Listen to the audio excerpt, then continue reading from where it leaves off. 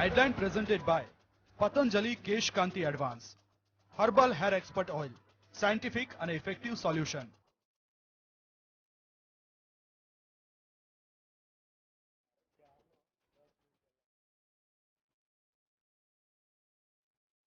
સપ્ટેમ્બરમાં જ ભારતમાં નોંધાયા હતા ચીની વેરિયન્ટના 3 કેસ. હવે ચીની યાત્રીઓને કોરોનાના ટેસ્ટ વગર નહીં મળે એન્ટ્રી.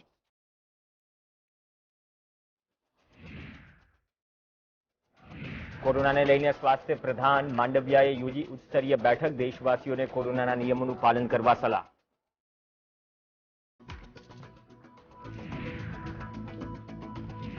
સરકારે કહ્યું કોરોનાથી બચવા ભારત જોડો યાત્રા રોકે રાહુલ ગાંધી. કોંગ્રેસ બોલી યાત્રામાં થઈ રહ્યું છે કોરોનાના નિયમોનું પાલન.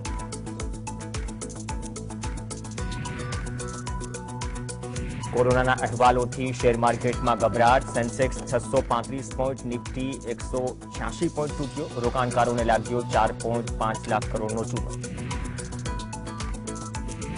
સંસદની બહાર વિપક્ષના સાંસદોએ સરકાર સામે કર્યું પ્રદર્શન. સોનિયા ગાંધી બોલ્યા ચીન મુદ્દે સત્ય નથી જણાવી રહી સરકાર.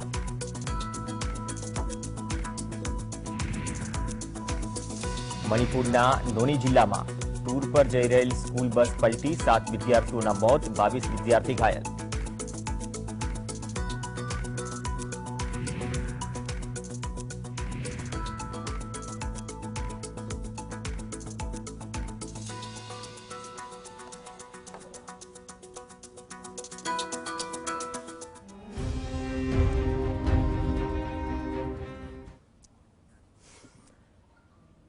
નમસ્કાર, હું પ્રવીણ. ચીન બે મુદ્દે હાલ ચર્ચામાં છે. એક તો સંસદમાં તવાંગમાં ઘર્ષણ મુદ્દે ચર્ચાનો દુકાર છે. બીજી ચર્ચાનો દુકાર છે કોરોના. એક પછી એક વેરિયન્ટ આવતા રહ્યા. જે એક્સપર્ટ્સ છે અને જે રિપોર્ટ્સ દુનિયાભરમાંથી આવે છે અથવા તો જે હિન્ટ મળે છે અથવા નવા વેરિયન્ટના કારણે જે પડકારો વધે છે તેને લઈને સાવચેત પણ આ મંચ પરથી અમે કરતા ગયા. પણ લાંબો સમય થયો ઓવરઓલ મીડિયામાં કોરોના શબ્દ થોડો ગાયબ છે, ચર્ચા ગાયબ છે. અમે આજે આ કાર્યક્રમમાં ડરાવવા નથી આવ્યા, સાવચેત કરવા માટે આવ્યા છે. જે રિપોર્ટ્સ મળી રહ્યા છે એ રિપોર્ટ્સ ચોંકાવનારા છે અને સાથે જ સાવચેત ફરીથી રહેવું પડશે એ પ્રકારના પણ છે. આમ તો વેક્સિનથી લઈને ડિસિપ્લિનથી લઈને ઘણી બાબતોમાં દુનિયાભર અને દેશભરના લોકો તમામ તકલીફો વચ્ચે લડ્યા છે અને ઘણી અદભુત પરિચય પણ આપ્યો છે. એ ચાહે કોરોના વોરિયર્સ પણ જે તમામ ખડે પગે રહીને છેલ્લા બે વર્ષથી જે સ્થિતિ હતી તેને કોરોના સામે લડ્યા.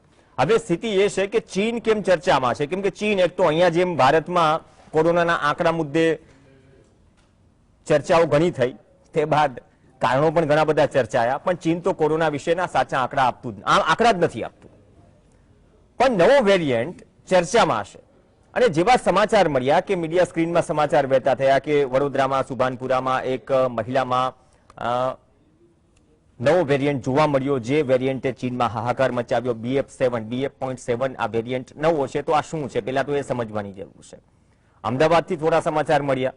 અમદાવાદમાં એમ કહેવામાં આવ્યું કે ઓસ્ટ્રેલિયાથી એક મહિલા આવી હતી, તે મહિલામાં પણ આ વેરિયન્ટ જીનોમ સિક્વન્સિંગ માટે મોકલાયો જ્યારે રિપોર્ટ ગાંધીનગર, તો એ પ્રકારે આ વેરિયન્ટ જોવા મળ્યો. પણ બંને સ્વસ્થ છે. એક મહિલા ઓસ્ટ્રેલિયા પણ જતી રહી છે. હવે આ તમામ પરિસ્થિતિઓ વચ્ચે સ્પષ્ટતા પણ આવે છે આરોગ્ય વિભાગના અધિકારી તરફથી કે ભાઈ સપ્ટેમ્બર ઓક્ટોબરની આસપાસ એટલે કે અગાઉ તો આપણે એવું માની લઈએ કે 3 મહિના પહેલા નવા વેરિયન્ટની ગુજરાતમાં એન્ટ્રી થઈ ગઈ હતી.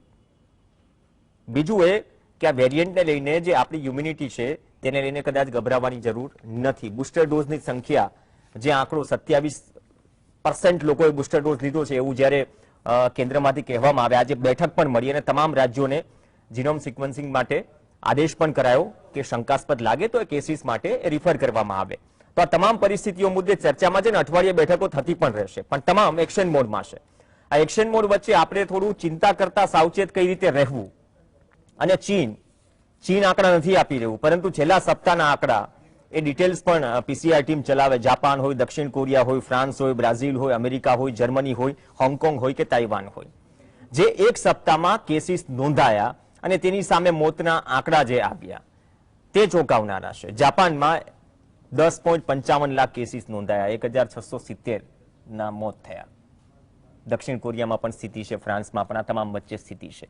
હવે અઠવાડિયાના આંકડા અને મોતના આંકડા એ દર્શાવે છે કે શું ભારતમાં, કેમ કે જે વિદેશથી પણ આવાગમન થઈ રહ્યું છે, યાત્રીઓ જઈ રહ્યા છે, આવી રહ્યા છે, મુશ્કેલીઓ ભૂતકાળમાં પણ વધી હતી, તો ટેસ્ટિંગ અને ટ્રેસિંગની પ્રક્રિયા ફરીથી શરૂ થઈ ચૂકી છે, પણ સાવચેત રહેવાની જરૂર છે. તો આજે ફરીથી ચર્ચા કરીશું સાવચેતી માટે શું ધ્યાન રાખવું અને નવો વેરિયન્ટ ખરેખર છે શું, કેમ ચીન સહિતના દેશોમાં તરખાટ છે. એમ કહેવાય છે કે ચીનમાં અંતિમ સંસ્કાર માટે કતારો લાગી છે, બેડ ખૂટી પડ્યા છે, જે ચીન મતભેદ ઊભી કરે છે સરહદ પર.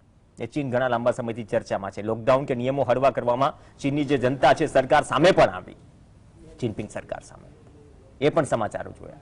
પણ ભારતમાં શું અસર અને આપણે શું ધ્યાન રાખવું? આવનાર 90 દિવસોમાં ચીનની 60%થી વધુ વસ્તી સંક્રમિત થઈ જશે એવા પણ રિપોર્ટ્સ છે, તજજ્ઞો કહી રહ્યા છે.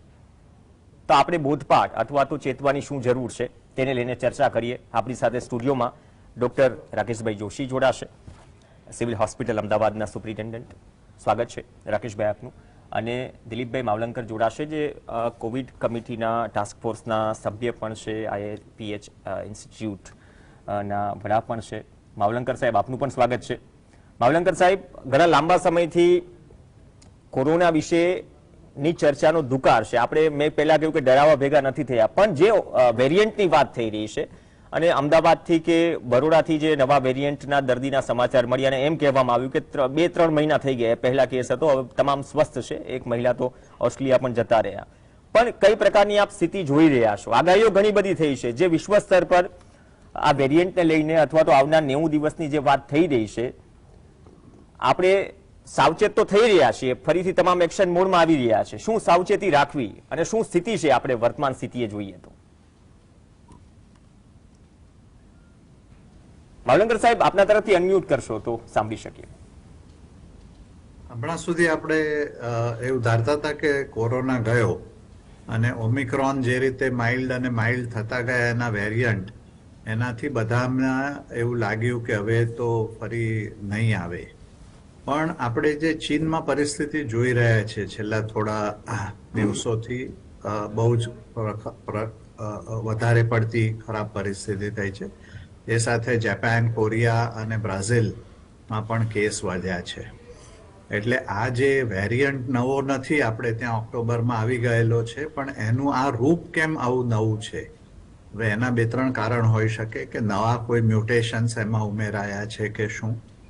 બીજું, ચીનની જે વસ્તી છે એ બીજા બધી વસ્તીઓ કરતા હમણાં સુધી પ્રોટેક્ટેડ રહી હતી એમની ઝીરો કોવિડ પોલિસીને લીધે. એમાં જ્યાં જ્યાં એકાદ કેસ, 2-2, 5-5 કેસને લીધે આખું શહેર બંધ કરી દેવામાં આવતું હતું. એટલે ત્યાં બહુ રોગ ફેલાયેલો નથી. એટલે જે નેચરલ રોગ દ્વારા ઇમ્યુનિટી બીજે બધે ડેવલપ થઈ છે એવી ત્યાં નથી. બીજું એક કારણ એવું પણ હોઈ શકે કે ત્યાં જે વેક્સિનેશન છે એનું પ્રમાણ પણ ઓછું થયું છે બીજા બધાની કમ્પેરિઝનમાં. ઇવન તો ચાઇનીઝ ગવર્મેન્ટ કહે છે બહુ વધારે પ્રમાણ છે. અને એની કારગરતા અથવા વેક્સિનની એફિકસી બીજા જે વેક્સિન્સ છે એના કરતાં અડધી અથવા અડધાથી પણ ઓછી છે. અને એને લીધે ત્યાં ઇમ્યુનિટી એટલી બધી બિલ્ડઅપ થઈ નથી અને એને લીધે આ વેરિયન્ટ ત્યાં વધારે સિરિયસ રૂપ પકડી રહ્યો છે કે શું, એ જાણવાની ખૂબ જરૂરિયાત છે. એ સાથે આ ઓમિક્રોનનો જે વેરિયન્ટ છે એ કોઈ નવું રૂપ અથવા નવા મ્યુટેશન સાથે વધારે સિરિયસ થઈ રહ્યો છે, વધારે ઇન્વેઝિવ અથવા વધારે રોગ કરી શકે એવી શક્તિ એણે ડેવલપ કરી છે, એ પણ જાણવાની જરૂરિયાત છે. ત્રીજું, આપણે માટે જે ખાસ ઉપયોગી છે એ આ નવો વેરિયન્ટ આપણા ત્યાં ઇમ્યુનાઇઝેશન જે મેઇનલી સિરમ ઇન્સ્ટિટ્યૂટનું કોવિશિલ્ડ અને ભારત બાયોટેકનું કોવેક્સિન થયેલું છે એને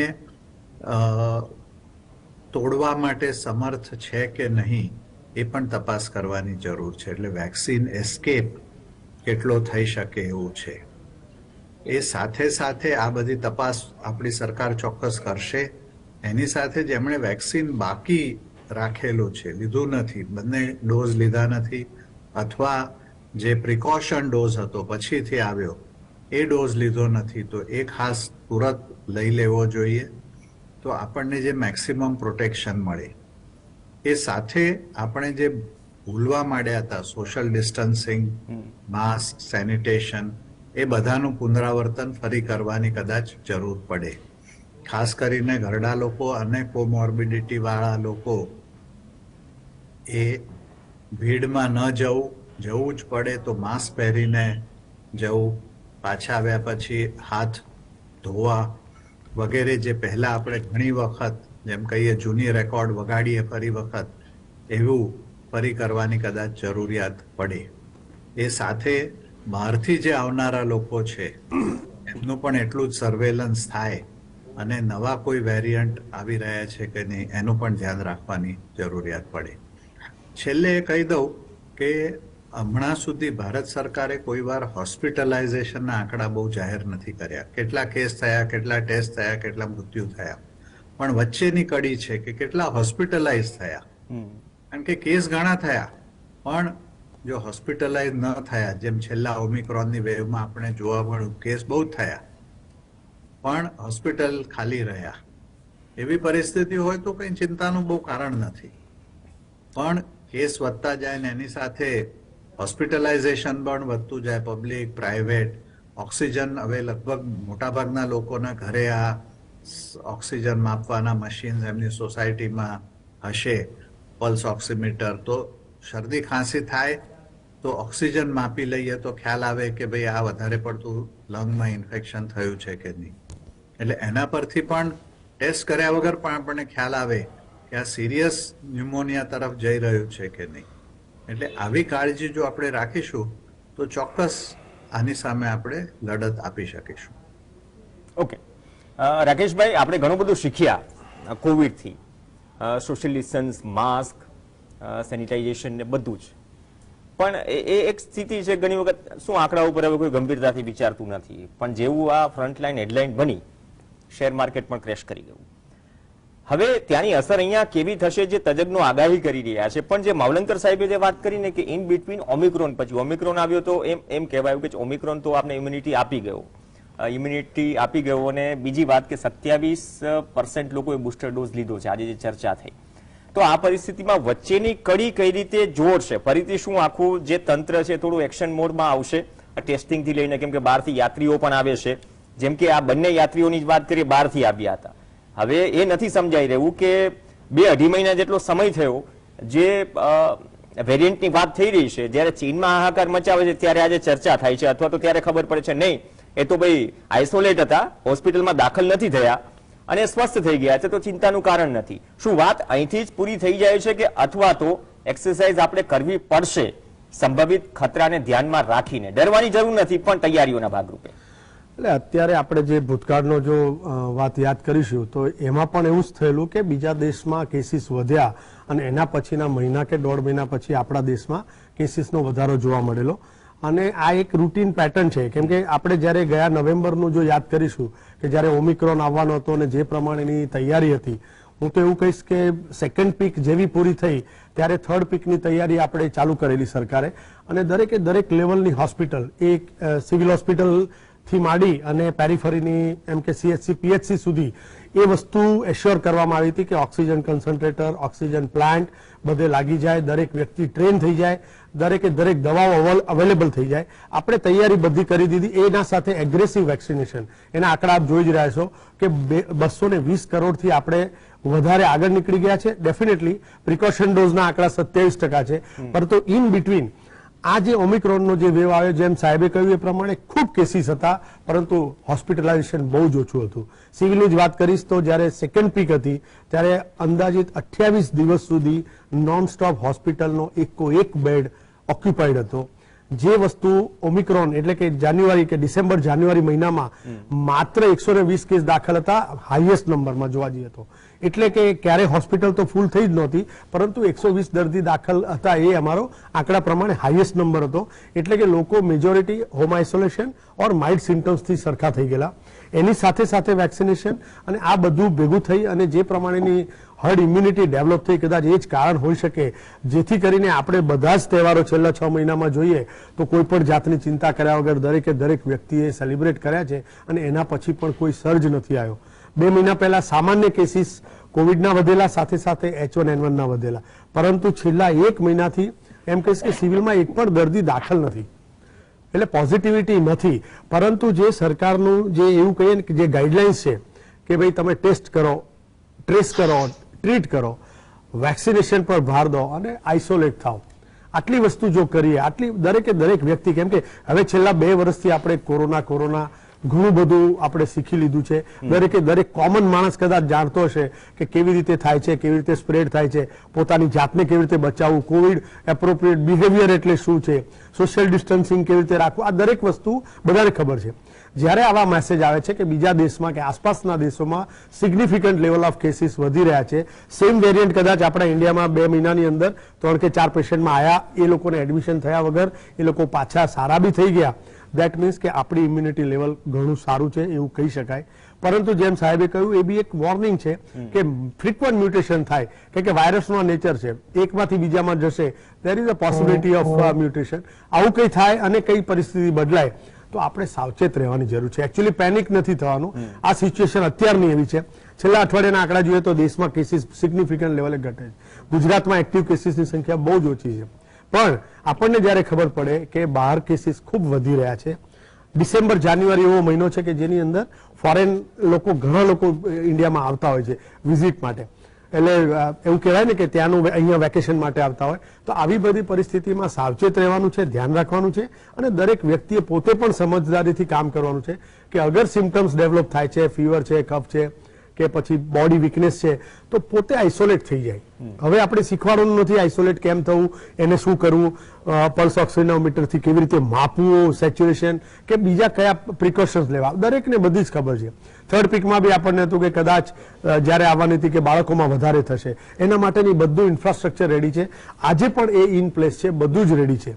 કેસીસ આવે કોઈ પણ પરિસ્થિતિમાં તો પહોંચી વળવા માટે આપણે તૈયાર છીએ, પરંતુ દરેક વ્યક્તિ જો જવાબદારીથી બિહેવ કરશે, સાવચેતી રાખશે, તો કદાચ આપણે એને સ્પ્રેડ નહીં થવા દઈએ, આપણે આવવા નહીં દઈએ, અને જો એવું થશે તો પછી એ કન્ટેન્ટ રહેશે. ઓકે, બહુ સાચી વાત કે સાવચેત રહેવાની જરૂર છે. આમ પણ કેન્દ્રે જે પોઝિટિવ રિપોર્ટ છે જીનોમ સિક્વન્સિંગ માટે મોકલવા આદેશ કર્યો છે તમામ રાજ્યોને, તો હવે એ પણ ચર્ચા છે કે વચ્ચેની કડી અથવા તો મ્યુટેશનની જે વાત થઈ, જે ચિંતા છે કે વાઘા બદલે વાયરસ, તો એના પણ સર્વાઈવલનો પ્રશ્ન છે. સામે વેક્સિનનું અપગ્રેડેશન, જે આપણી પાસે વેક્સિન આપણી પાસે અવેલેબલ છે, એ કેટલી કારગર છે, અથવા તો બુસ્ટર ડોઝ નથી લીધો, 27% લોકોએ લીધો છે, તેના પાછળના કારણો, અથવા તો આપણે શું લાઇટલી લઈ રહ્યા છીએ જે પરિસ્થિતિમાંથી પસાર થઈ રહ્યા છે. સાવચેત રહેવાની જરૂર છે. હજી ઘણા બધા કારણો છે જો નવા વેરિયન્ટની ચર્ચા કરીએ તો, કેમ કે આ ચર્ચા એક સમય યાદ હશે કેટલી પીક પર હતી, કેટલી ગંભીરતાથી લીધો.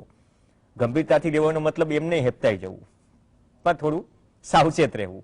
બ્રેક માટે રોકાઈશું. ડોક્ટર વસંતભાઈ પટેલ પણ આપણી સાથે જોડાશે. બ્રેક બાદ ચર્ચા આગળ વધારીશું.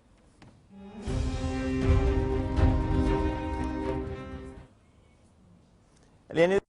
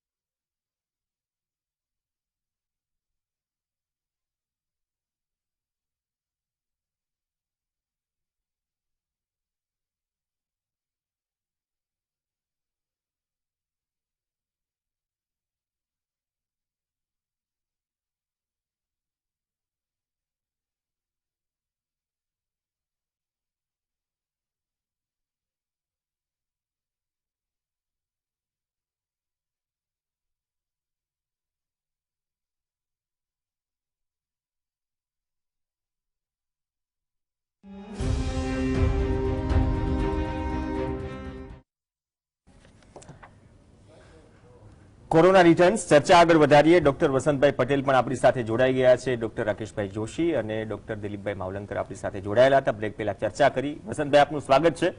અમે ટ્રાફિક છે અને સામે થોડી કોરોનાનું અલાર્મ પણ છે. તમે સતત પત્રો પણ લખતા રહ્યા છો, જે રીતે કોરોનામાં વાયરસ વાઘા બદલતો ગયો અથવા તો પ્રોટોકોલનું પાલન ન થયું અથવા તો સજેશન આપતા રહ્યા છો, હવે આજ સવારથી 2 દિવસથી આપણે જે સમાચારો જોઈ રહ્યા છીએ, જે નવા વેરિયન્ટની વાત થઈ રહી છે, અમદાવાદ અને બરોડાના કેસની ચર્ચા થાય છે, એમ કહીએ કે 2.5 મહિના પહેલા હતું, હવે ઠીક છે, એમ કોઈ આઇસોલેટેડ થયા જ હોમ આઇસોલેટ, ચિંતાની કોઈ જરૂર નથી. તો આ બદલાતી સ્થિતિ અને જે તજજ્ઞો કહી રહ્યા છે વિશ્વ સ્તર પર, બાકી બધા દેશોને લે, જાપાન, દક્ષિણ કોરિયા, છેલ્લા અઠવાડિયાના જે આંકડાઓ છે, કેટલું સાવચેત રહેવું જરૂરી આપણા માટે આ નવા વેરિયન્ટ સામે?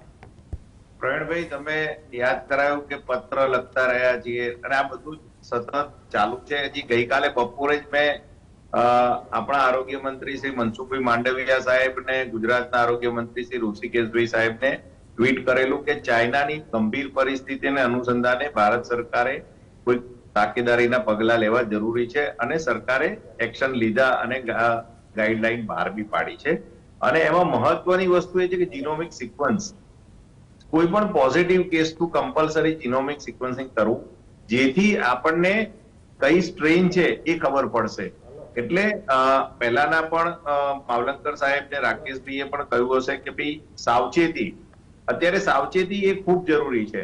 આપણે ભારતની વાત કરીએ તો 90% થી વધુ પોપ્યુલેશનને ડબલ ડોઝ મળી ગયા છે અને 27% બુસ્ટર ડોઝ આપ્યો છે આપણે. એટલે આપણે એક એવી પરિસ્થિતિમાં છીએ મજબૂત કે આપણી ઇમ્યુનિટી ખૂબ વધારે છે એવું ચોક્કસ માનવાને કારણ છે. સાથે સાથે જે ડેલ્ટા વેરિયન્ટમાં આપણે ભારત દેશમાં જે ખૂબ જ મોટા પ્રમાણમાં લોકો સંક્રમિત થયા, એની પછી ઓમિક્રોનમાં પણ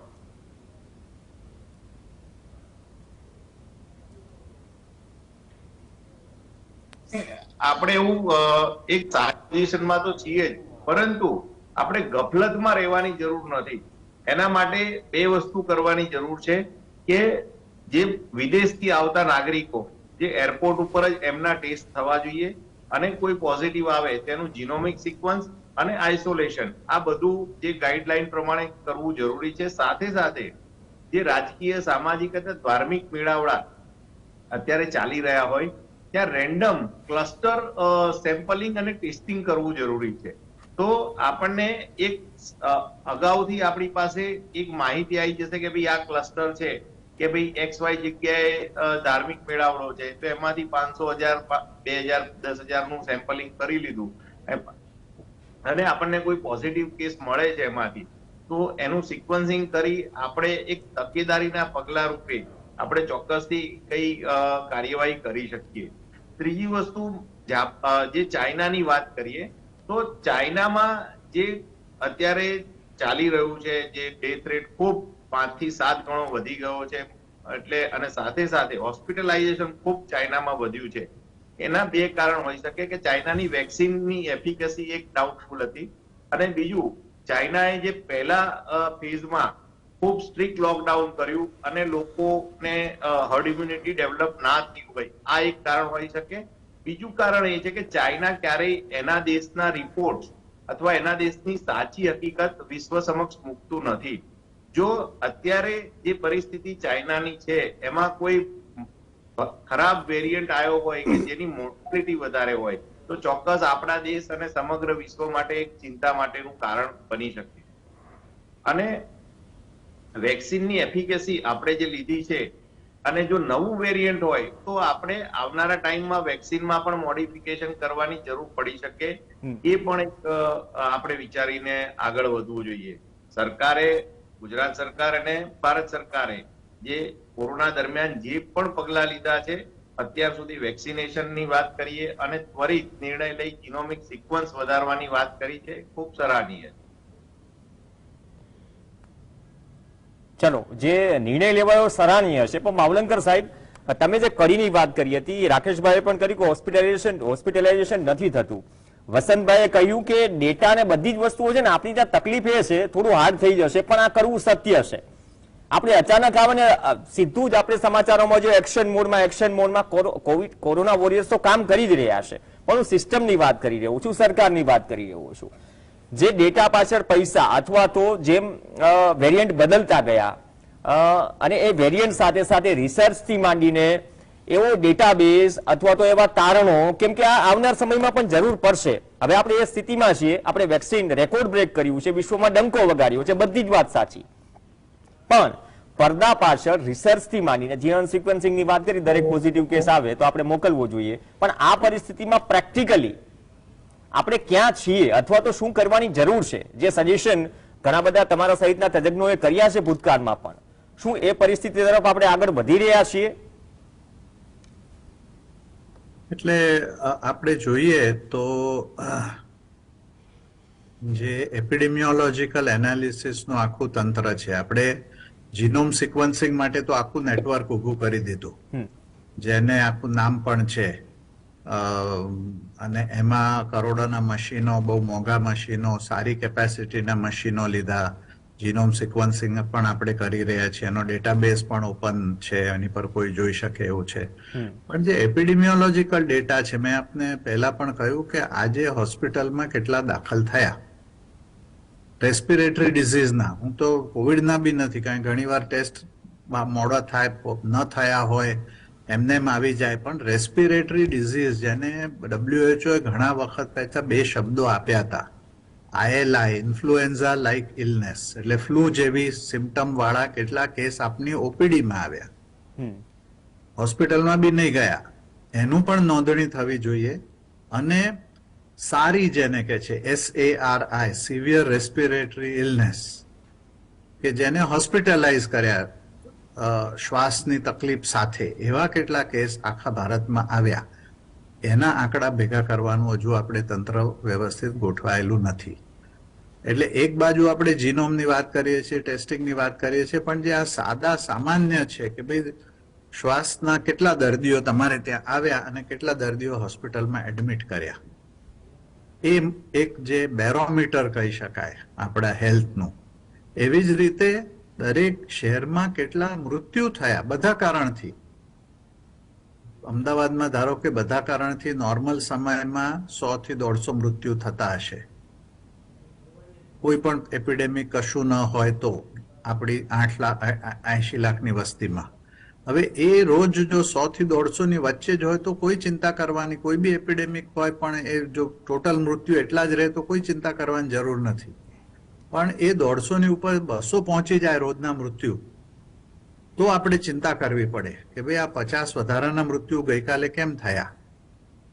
જેમ આપણે ઉનાળામાં આંકડા આપીએ છીએ ગઈકાલે કેટલું ટેમ્પરેચર હતું, એવી જ રીતે આપણે દરેક મ્યુનિસિપાલિટી આંકડા આપવા જોઈએ કે ગઈકાલે કેટલા મૃત્યુ થયા એમના શહેરમાં અથવા એમના તાલુકામાં કે એમના જિલ્લામાં. અને આ કંઈ બહુ મોટું કામ નથી. કારણ પ્રમાણે મૃત્યુનો આંકડો ના આપી શકે પણ ટોટલ તો આપી શકાય, તો એના પરથી ખબર પડે. અને યુરોપમાં ઘણા વર્ષોથી આવી સેવા છે, તમે જોઈ શકો, દરેક અઠવાડિયાના મૃત્યુ રોજના નથી આપતા પણ અઠવાડિયાના મૃત્યુ, અને છેલ્લા 5 વર્ષની કમ્પેરિઝન પણ આપે છે કે 5 વર્ષ જે એવરેજ મૃત્યુ દર હતો એનાથી વધ્યો છે કે નહીં. એટલે એવી રીતનું જે સ્ટેટિસ્ટિકલ આખું અને રિસર્ચનું છે, એ કોઈ પ્રકારનું માળખું આપણે વ્યવસ્થિત રીતે નવું ડેવલપ કર્યું નથી.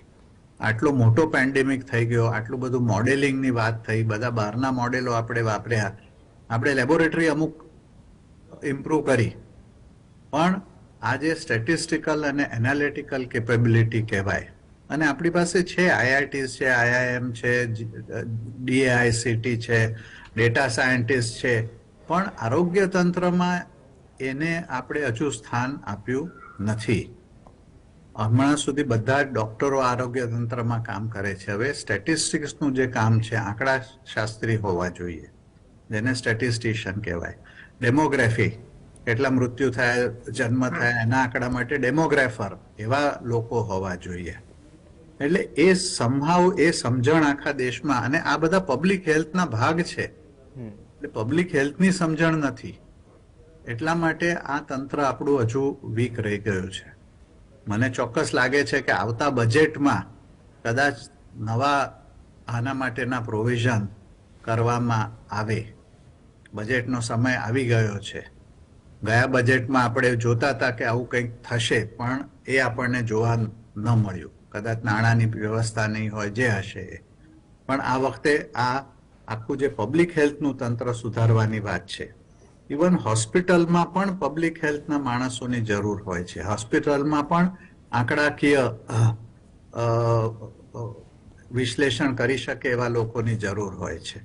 આપ સિવિલ હોસ્પિટલના સાહેબ સુપ્રિન્ટેન્ડન્ટ સાહેબ છે, એમને પૂછીએ કે એમને ત્યાં આંકડાશાસ્ત્રીઓ કેટલા છે. ડોક્ટરો તો 1000 હશે, નર્સો 2000 હશે કદાચ, પણ આંકડાકીય માહિતી રાખી શકે એનું જે તંત્ર જોઈએ એ આપણે ધ્યાન નથી આપ્યું. એવી જ રીતે રિસર્ચની વાત કરીએ કે ભાઈ આટલો મોટો એપિડેમિક થયો, આપણે કેટલા પેપર પબ્લિશ કરી શક્યા, કેટલો રિસર્ચ આપણે જનતા સુધી લઈ જઈ શક્યા, અને એના ઉપરથી પોલિસીઓ આપણે બનાવી.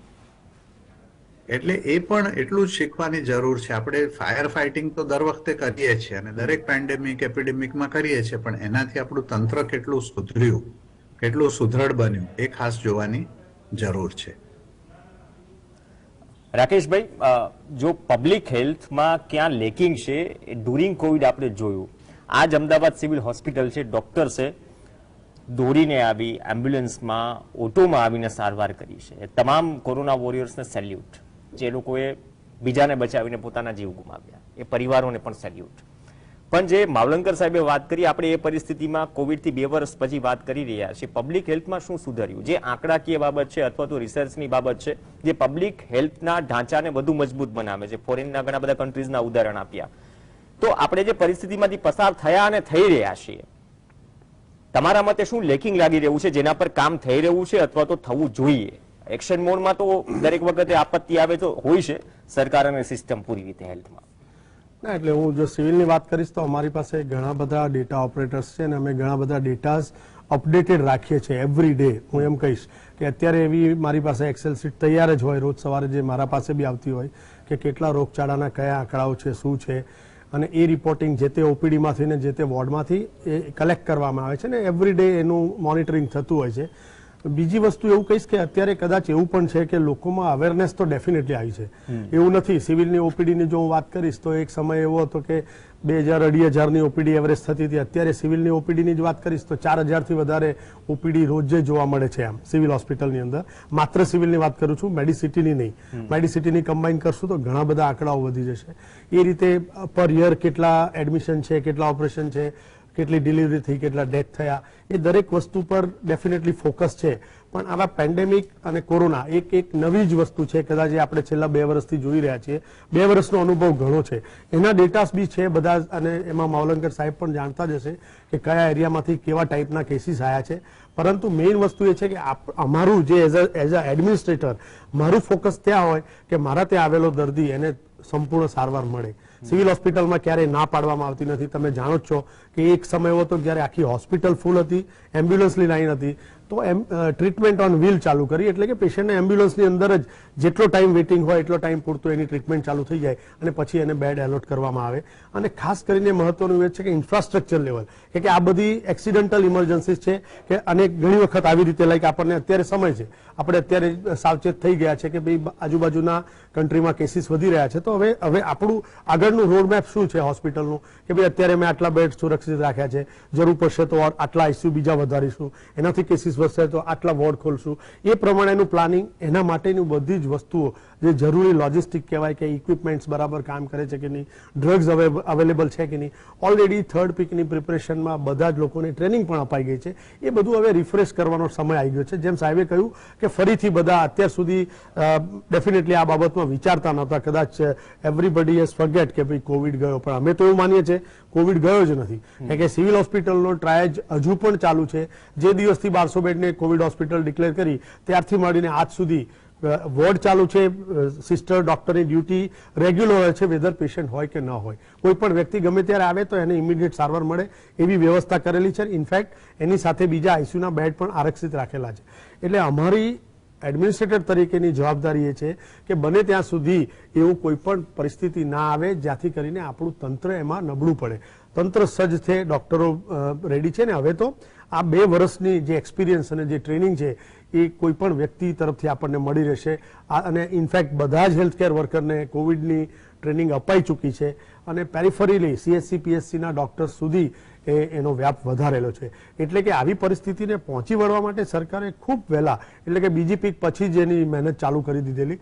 અને ફોર્ચ્યુનેટલી ઓમિક્રોન જેમ આપણે બધા જ જાણીએ છીએ બહુ જ કેસીસ હતા, એડમિશન ઓછા હતા, ચાલી ગયું.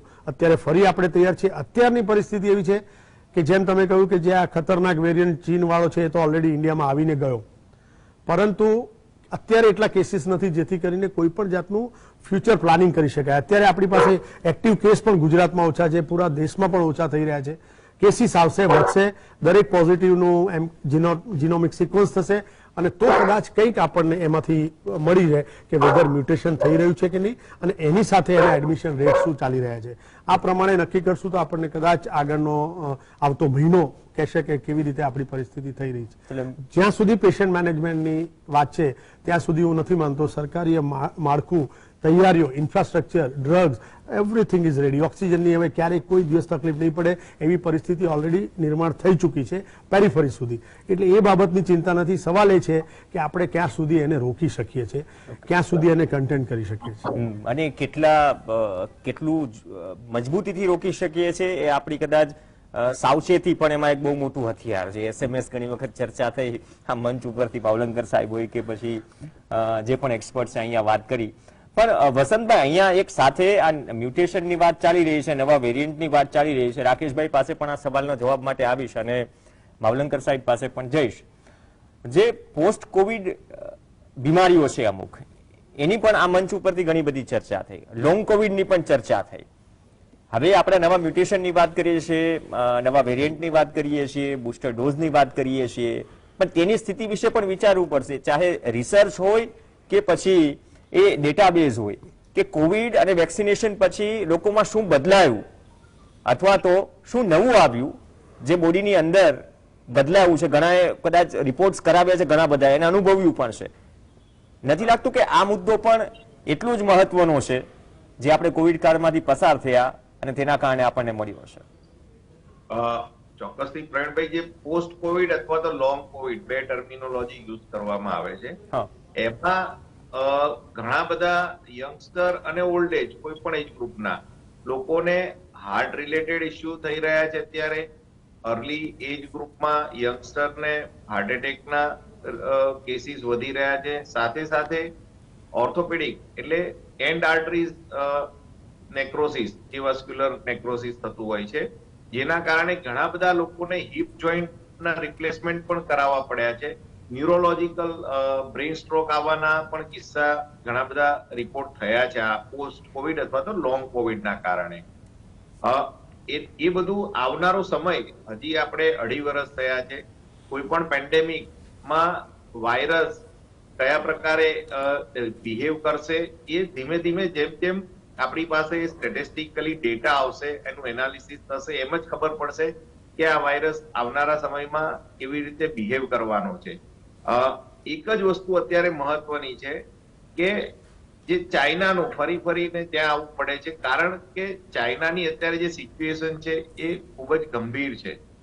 હવે એ કોઈ નવો વેરિયન્ટ હોય તો એ નવો વેરિયન્ટ વિદેશી મુસાફરો દ્વારા ભારત દેશમાં પ્રવેશે અને એ વેરિયન્ટની સામે આપણે જે વેક્સિનેશન કર્યું છે, ડબલ ડોઝ અથવા તો બુસ્ટર ડોઝ, એ વેક્સિન ને એ વેરિયન્ટ ઇમ્યુન એસ્કેપ કરી અને જો વિરુલન્સી ખૂબ વધારે હોય અને ઓક્સિજન રિક્વાયરમેન્ટ ને વેન્ટિલેટર જેવી કન્ડિશનમાં એ કન્વર્ટ થઈ શકતું હોય તો આપણે ચોક્કસ અત્યારે સાવચેતી રાખવી ખૂબ જરૂરી છે. વિદેશથી આવનારા બધા NRI હોય અથવા તો વિદેશી પ્રવાસી હોય કોઈ પણ, તો એનું સ્ટ્રિક્ટલી મોનિટરિંગ કરવું જરૂરી છે. અને સાથે સાથે જાહેર જગ્યા ઉપર જે મોટા મેળાવડા છે ત્યાં રેન્ડમ સેમ્પલિંગ કરવું જરૂરી છે. ત્રીજી વસ્તુ એ છે કે એન્ટીબોડી ટાઇટર અને ટી સેલ મીડિયેટ ઇમ્યુનિટી આ બંનેનું સ્ટડી કરવો જોઈએ. તો આપણને ખબર પડશે કે ભાઈ આપણી વેક્સિન છે એનું એન્ટીબોડી ટાઇટર, બુસ્ટર ડોઝ છે એની એન્ટીબોડી ટાઇટર લોકોમાં અત્યારે કેટલું છે, એ કોવિડ આવશે આવો કોઈ તેની સામે લડવા માટે સક્ષમ છે કે નહીં, તો એ બધી વસ્તુ ત્યારે જ આપણને ખબર પડશે. એટલે આવું અત્યારે આગોતરું આયોજન કરી અને એને ઇમ્પ્લિમેન્ટેશન કરી સરકારે આવા સ્ટડી કરી લેવા જોઈએ કે રૂરલ સેમી અર્બન અને અર્બન એરિયામાં એન્ટીબોડી ટાઇટરના સ્ટડી કરી દેવા જોઈએ. ટી સેલ મીડિયેટ ઇમ્યુનિટી પણ અમુક લેવલે સેમ્પલિંગ કરીને એ પણ ચકાસી લેવી જોઈએ. અને વિશ્વ આરોગ્ય સંસ્થા WHO એ કોરોનાનું કયું વેરિયન્ટ એક્ઝેક્ટલી ચાલી રહ્યું છે ચાઇનામાં એની માહિતી સમગ્ર વિશ્વ સમક્ષ મૂકવી જોઈએ, સાચી માહિતી. WHO નો રોલ આપણે જાણીએ છીએ કે છેલ્લા 2 વર્ષમાં કેટલા સવાલો ઉઠતા રહ્યા છે, પણ માવલંકર સાહેબ, આ પોસ્ટ કોવિડ અને લોંગ કોવિડમાં તમે શું અનુભવ્યું સમય સાથે? મ્યુટેશન તો થઈ રહ્યું છે, વેરિયન્ટ બદલાઈ રહ્યો છે, પણ અમુક એવા કિસ્સાઓ પણ બની રહ્યા છે જેના પર ધ્યાન રાખવું કે ધ્યાન આપવું પણ જરૂરી છે આવનાર સમયમાં, લોકો માટે પણ અને ઓબ્વિયસલી રિસર્ચ માટે અને આવનાર સમયના પ્લાનિંગ માટે. એમાં ખાસ 2 પ્રકારના, જે વસંતભાઈએ કહ્યું એ પ્રમાણે, અમુક લોકોને બહુ એક્યુટ અથવા ડ્રેમેટિક એવી ઇફેક્ટ થઈ છે. કોઈને હાર્ટ એટેક, કોઈને સાહેબે કહ્યું એ પ્રમાણે સાંધા બદલવા પડ્યા હોય, કોઈને સ્ટ્રોક થઈ ગયો હોય, એવી મોટી બીમારીઓ થઈ છે.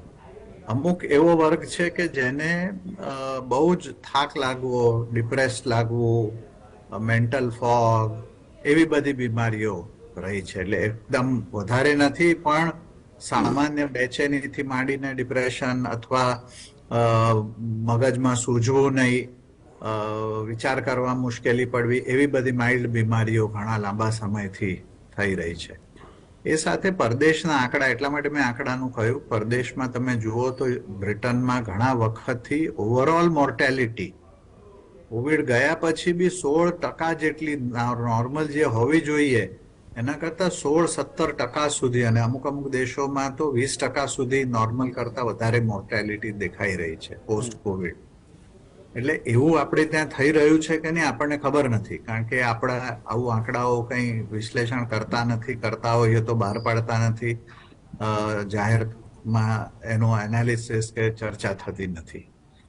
અમારા ઇન્સ્ટિટ્યૂટ અને બીજી ઇન્સ્ટિટ્યૂટના મળીને અમુક એવા સ્ટડીઝ લીધા છે કે જે બહેનો કોવિડમાં પ્રેગ્નન્ટ હતી અને કોવિડ દરમિયાન જેની ડિલિવરી થઈ એમની શું પરિસ્થિતિ છે અને એમના બાળકોની શું પરિસ્થિતિ છે, માનસિક અને શારીરિક, એનો 1-2 વર્ષનો ફોલોઅપના સ્ટડીઝ અમે કરી રહ્યા છીએ.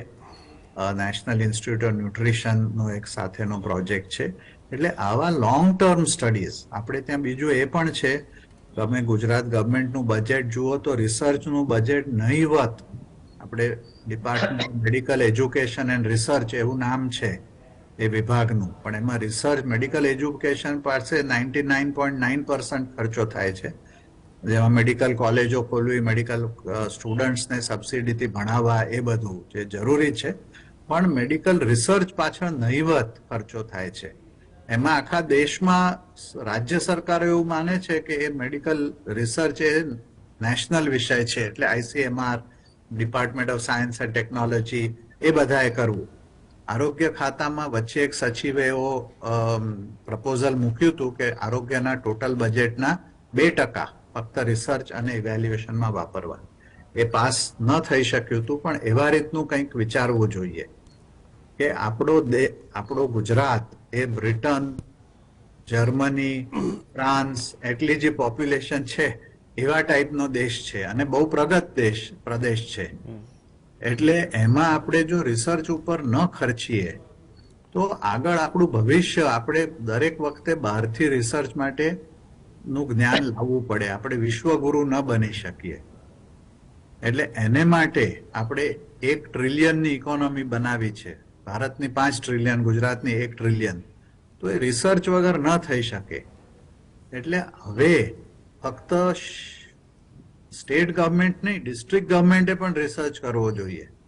સિટી ગવર્મેન્ટ, અમદાવાદ મ્યુનિસિપલ કોર્પોરેશનનું બજેટ હજારો કરોડમાં છે, બોમ્બે મ્યુનિસિપલ કોર્પોરેશનનું હજારો કરોડ, દિલ્હી મ્યુનિસિપલ, શહેરોએ રિસર્ચ કરવું જોઈએ. આજે વુહાન લેબ આપણે એ કઈ નેશનલ લેબ નથી, એની સ્ટેટની લેબ છે. એટલે આપણે ચીન પાસેથી પણ એ શીખીએ કે વુહાન જેવી લેબ આપણે ત્યાં હોવી જોઈએ, અથવા એટલો આપણે ખર્ચ કરવા તૈયારી હોવી જોઈએ. એટલે આપણે ફાર્માસ્યુટિકલ ઇન્ડસ્ટ્રીમાં આટલા આગળ છીએ, આપણે વેક્સિન ડેવલપ કરી, ભારતની સૌથી પ્રથમ અને ઇન્ડિજિનસ વેક્સિન. એવી રીતે આપણે ફાર્માસ્યુટિકલ ઇન્ડસ્ટ્રીની સાથે રહીને ગુજરાત સરકારે અને મ્યુનિસિપલ કોર્પોરેશને પણ રિસર્ચ એટલે રિસર્ચ, આંકડાકીય અને ઇવેલ્યુએશન કે ભાઈ જે લોકોને વેક્સિન મળ્યું, જે લોકોએ નથી લીધું તો કેમ નથી લીધું, શા કારણે નથી લીધું, એમને કઈ રીતે મોટિવેટ, એ પણ રિસર્ચનો જ એક ભાગ છે. એવી રીતે તમે કહ્યું છે લોંગ કોવિડ.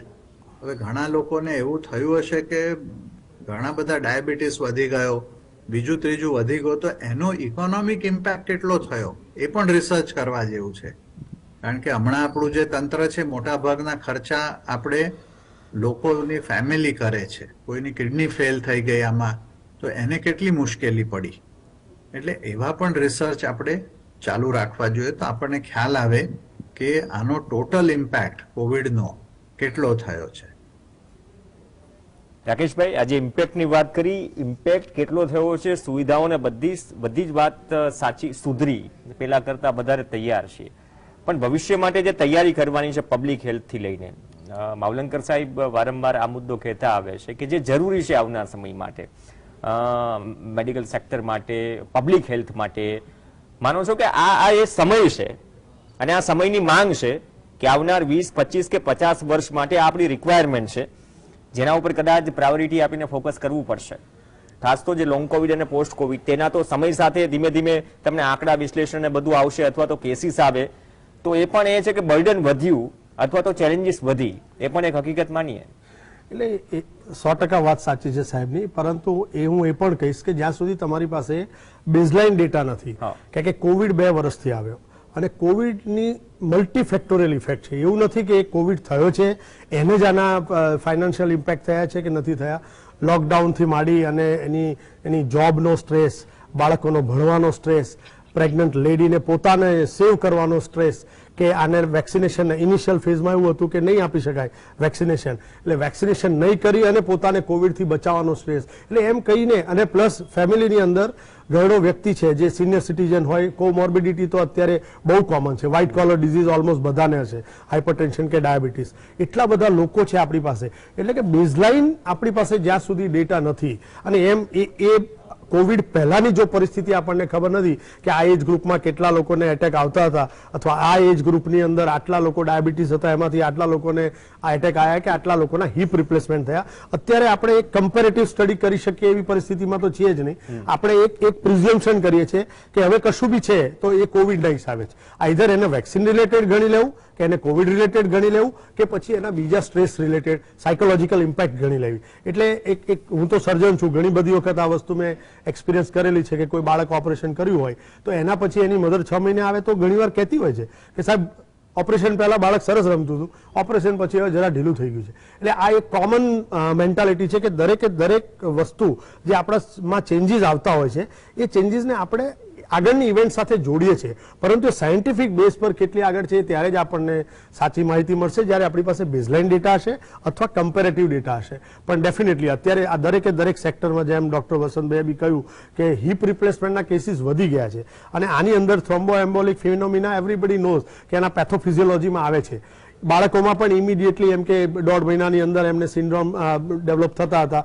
બટ લોંગ કોવિડને કેટલા ટાઈમ સુધી લોંગ કોવિડ કહેવો, અને એના ઇમ્પેક્ટ પર અથવા એને સેવ કરવા માટે કે એને બચાવવા માટે કે એ પેશન્ટ કોવિડ છે થયેલો અને એને પછી લોંગ કોવિડમાં જતા અટકાવવા માટે શું કરવું, એની માટે પણ વિચારવું રહ્યું. કેમ કે ઘણા બધા લોકો જે કોવિડથી ઇન્ફેક્ટ થયેલા છે એમાંથી કોને ક્યારે શું થઈ શકે, અગર જો એને દરેક વસ્તુને લોંગ કોવિડથી ગણશું તો એ લોકોનું મોનિટરિંગ, એ લોકોનું રેગ્યુલર ઇન્વેસ્ટિગેશન, એ લોકોનું રેગ્યુલર ફોલોઅપ, કોઈએ તો આ વસ્તુ લેવી પડશે, તો જ કદાચ આપણને એક્ઝેક્ટલી ખબર પડશે કે કોવિડ થયેલા લોકોને કે વેક્સિનેટ થયેલા લોકોને કઈ નવી વસ્તુઓ એડ થઈ રહી છે.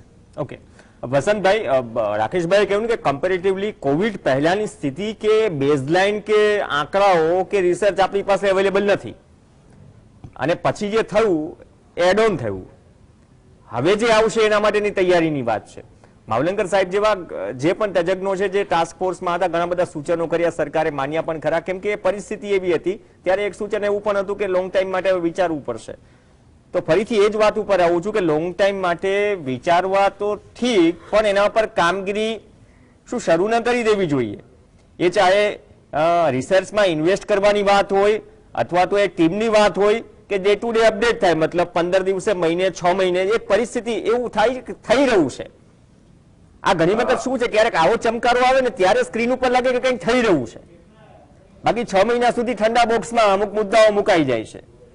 અપાર્ટ ફ્રોમ ધ પોલિટિક્સ, જે સ્થિતિ છે, જો પબ્લિક હેલ્થને સિરિયસલી કદાચ આપણે વધારે લેકિંગ પોઈન્ટ્સ પૂરવા હોય, ઓવરલેપ કરવા હોય, તો માનો છો કે આ એ સમય છે જેને આપ નકારી નહીં શકો, શરૂઆત કરવી પડશે? પ્રવીણભાઈ, એક સિમ્પલ ઉદાહરણ આપું ટ્યુબરક્યુલોસિસનું. ટ્યુબરક્યુલોસિસમાં WHO અને ગવર્મેન્ટ ઓફ ઇન્ડિયા અને ટ્યુબરક્યુલોસિસ ઇરેડિકેશન પ્રોગ્રામ ઘણા વર્ષોથી આપણે ત્યાં ચાલી રહ્યો છે. હવે અત્યારે અમારી પાસે એવા કેસીસ આવી રહ્યા છે કે જે ડ્રગ્સ છે, એકેટી રેઝિસ્ટન્સ ટ્યુબરક્યુલોસિસ આવી રહ્યા છે કેસીસ. હવે અત્યારે જે ડ્રગ એની ઉપર ઇફેક્ટિવ છે એની કોસ્ટ લાખો રૂપિયામાં થાય છે. એટલે જો ટ્યુબરક્યુલોસિસ જેવું આપણે કોવિડમાં ના ભોગવવાનો વારો આવે, એના માટે સરકારે અને હેલ્થ સેક્ટરે અત્યારથી જ જાગૃતતા કેળવવી જરૂરી છે. અને લોંગ કોવિડ માટેની પ્રિપેરેશન અને એના બાયોસ્ટેટિસ્ટિકલી એનાલિસિસ આ બધું જ કરી અને આવનારા સમયમાં જે લોંગ કોવિડ છે એ vascular necrosis of hip joint છે, હાર્ટ રિલેટેડ છે, બ્રેન સ્ટ્રોક છે, ફોરગેટફુલનેસ છે, ડિપ્રેશન છે, ઘણા બધા લોકોને બ્રીથલેસનેસ, COPD, એ પણ એક મોટો પ્રોબ્લેમ અત્યારે થઈ ગયો છે. જે લોકોને પોસ્ટ કોવિડ અથવા તો લોંગ કોવિડમાં અત્યારે ઘણા બધા પેશન્ટ એવા છે કે એ લોકોનું લંગ્સ કેપેસિટી એ અત્યારે ડાઉન થઈ ગઈ છે, એ લોકોને જે બ્રીથલેસનેસ છે એના ઇસ્યુ છે. એટલે આ બધા જ સ્ટડી કરીને આવનારા સમયમાં સરકાર ઉપર હિપ રિપ્લેસમેન્ટ છે તો મા કાર્ડ કે અથવા તો આયુષ્યમાન કાર્ડ છે, તો અલ્ટિમેટલી બોજો તો સરકાર ઉપર જ આવવાનો છે. ભારત દેશના નાગરિકનો જે બોજો છે હેલ્થ સેક્ટરનો, એમાંથી 90% બોજો તો સરકારે જ ભોગવવાનો રહેશે, જે તે સરકારે. એટલે સરકારે આગોતરું આયોજન કરવું જોઈએ. લોંગ કોવિડ માટે શું કરી શકાય એનું એનાલિસિસ કરવું જોઈએ, disease wise, system wise, CNS છે, કાર્ડિયો રેસ્પિરેટરી છે, વાસ્ક્યુલર છે, આ બધાનું રેસ્પિરેટરી, આ બધી જ સિસ્ટમ વાઇઝ એનું એનાલિસિસ કરી અને આગોતરું પ્લાનિંગ કરવું અત્યારે ખૂબ જરૂરી છે મારી દ્રષ્ટિએ. ભાવલંકર સાહેબ, આપણે તો માસ્ક તો શું છે, કદાચ એક સારી આદત એ પડી ગઈ કે લગાવતા થયા. આમ તો એર ક્વોલિટી ઇન્ડેક્સ નામ ઘણા લાંબા સમયથી દિલ્હી કે અમદાવાદમાં પણ ઘણી વખત સાંભળતા હોઈએ છીએ. અને કોવિડ પછીની જે સ્થિતિ થઈ, આ બે ડિફરન્ટ ચેલેન્જીસ છે, પણ એના કારણે જે તકલીફ થઈ રહી છે શરીરની અંદર વર્તમાન સમયમાં, જે પેન્ડેમિકમાંથી બહાર આવ્યા, માનો છો કે થોડી ઘણી કોમન છે? જો હેલ્થ પ્રત્યેની અવેરનેસ, આપણે જે અવેરનેસની ચર્ચા આપણે કરીએ છીએ ઇન ટર્મ્સ ઓફ કોવિડ, એનો પણ એક ભાગ છે. એટલે આપે જે કહ્યું એ પ્રમાણે આરોગ્યના કામમાં જેટલું સરકારનો રોલ અને દાયિત્વ છે એટલું જ લોકોનું અને સમાજનું પણ છે. એટલે બધું જ આપણે સરકાર કરીએ એવું માની લઈએ તો કંઈ થવાનું નથી. એટલે જે સારી ટેવો આપણે પાડી હતી અને અમુક ફોર્સથી પાડી હતી કે એકબીજાથી દૂર રહીને વાતો કરો, ધીમેથી વાત કરો, બને તો માસ્ક પહેરો, હાથ પગ ધુઓ, સેનિટેશન, એ બધું જ હજુ ચાલુ રાખવાની જરૂર છે. આપણે માસ્ક કદાચ ન હમણાં વાપરતા હોઈએ, હવે ચીનમાંથી જે સમાચાર આવ્યા છે, કઈ રીતે ફેલાય છે, કયો વેરિયન્ટ આવે છે, એ જોવાનું રહ્યું. અને એ જો વધારે ખતરનાક હોય તો કદાચ પાછું જવું પડે માસ્ક સુધી. પણ જે બિનજરૂરી ટોળામાં જવું, બિનજરૂરી બહાર જવું, એ આપણે જો ટાળી શકીએ, એસ્પેશિયલી જે 60 વર્ષની ઉપર, 65 વર્ષની ઉપરના છે, જેમને રિસ્ક વધારે છે અને કોમોર્બિડિટી છે. સાહેબે કહ્યું કે મોટા ભાગના એડલ્ટ્સમાં આપણે ત્યાં તમે સર્વે જુઓ તો 50%થી વધારેમાં ડાયાબિટીસ કે બ્લડ પ્રેશરની બીમારી 50 વર્ષની ઉંમરના લોકોમાં છે. એટલે એવા લોકોએ તો ખાસ કાળજી લેવી પડશે. અને કાળજી લઈને આપણે હજુ થોડા મહિના જો કાઢીશું તો કદાચ આગળ આપણને વધારે મુશ્કેલી નહીં પડે. ચીનમાં જે હમણાં થયું છે એ આપણે ત્યાં નહીં જ થાય એવું આપણે માનીએ છીએ, પણ એવું આપણને પહેલા તમને યાદ હોય તો ડેલ્ટા વેવ શરૂ થઈ તે વખતના વર્ષે જાન્યુઆરીમાં 8,000 સુધી કેસ પહોંચી ગયા હતા. બધાને એવું લાગ્યું કે ભાઈ બધું પતી ગયું, હવે ચાલો આમાંથી છૂટ્યા. અને પછી માર્ચ શરૂ થયો અને પછી એપ્રિલ અને મે માં જે મુશ્કેલી પડી એ આપણને યાદ છે. પણ લોકોનું માનસ એટલું બધું લાંબુ યાદ રાખતું નથી. અને આ પછી લગ્નગાળાની સિઝન, ઠંડી, જુદા જુદા ઉત્સવોની સિઝન, બહારના લોકોથી આવે, પરદેશના લોકો આવે, એટલે બધું જ થવાનું. અને એ સાથે આપણે જો કાળજી લઈશું અને એ સાથે જ્યારે જ્યારે સિરિયસ કેસો ઊભા થાય તો તરત આપણે એના પગલા લેવા પડે.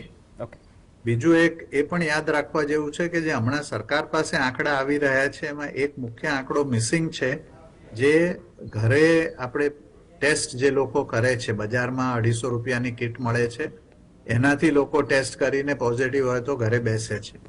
એવું ઘણા વખતથી ચાલી રહ્યું છે.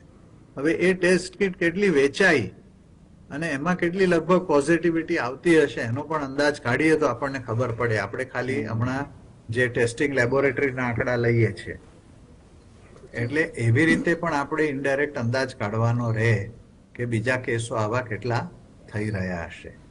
માઇલ્ડ હોય તો કઈ ચિંતા કરવાની જરૂર નથી, બિનજરૂરી લોકોને ભય પેદા કરવાની જરૂર નથી. પણ જો સિવિયર કેસો થાય તો ચોક્કસ આપણે એનું ધ્યાન રાખવું પડે.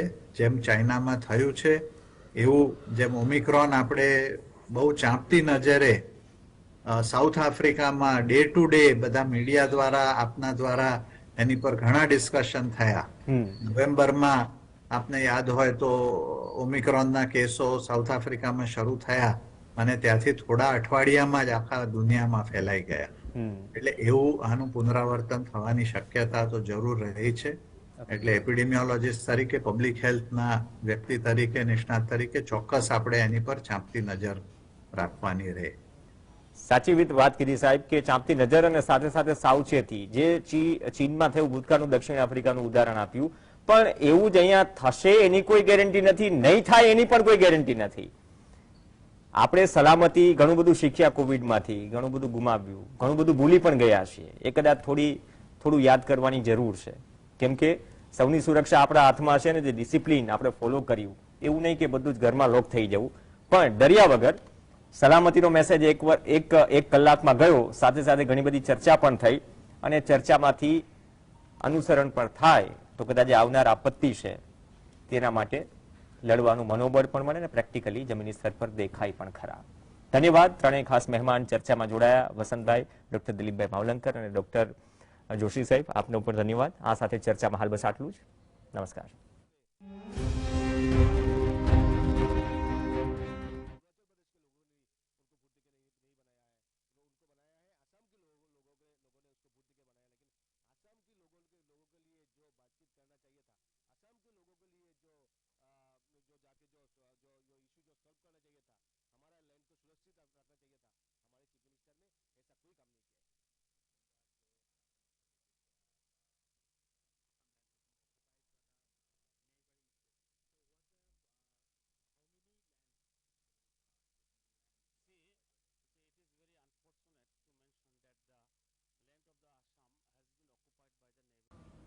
નમસ્કાર, હું પ્રવીણ. ચીન બે મુદ્દે હાલ ચર્ચામાં છે. એક તો સંસદમાં તવાંગમાં ઘર્ષણ મુદ્દે ચર્ચાનો દુકાર છે, બીજી ચર્ચાનો દુકાર છે કોરોના.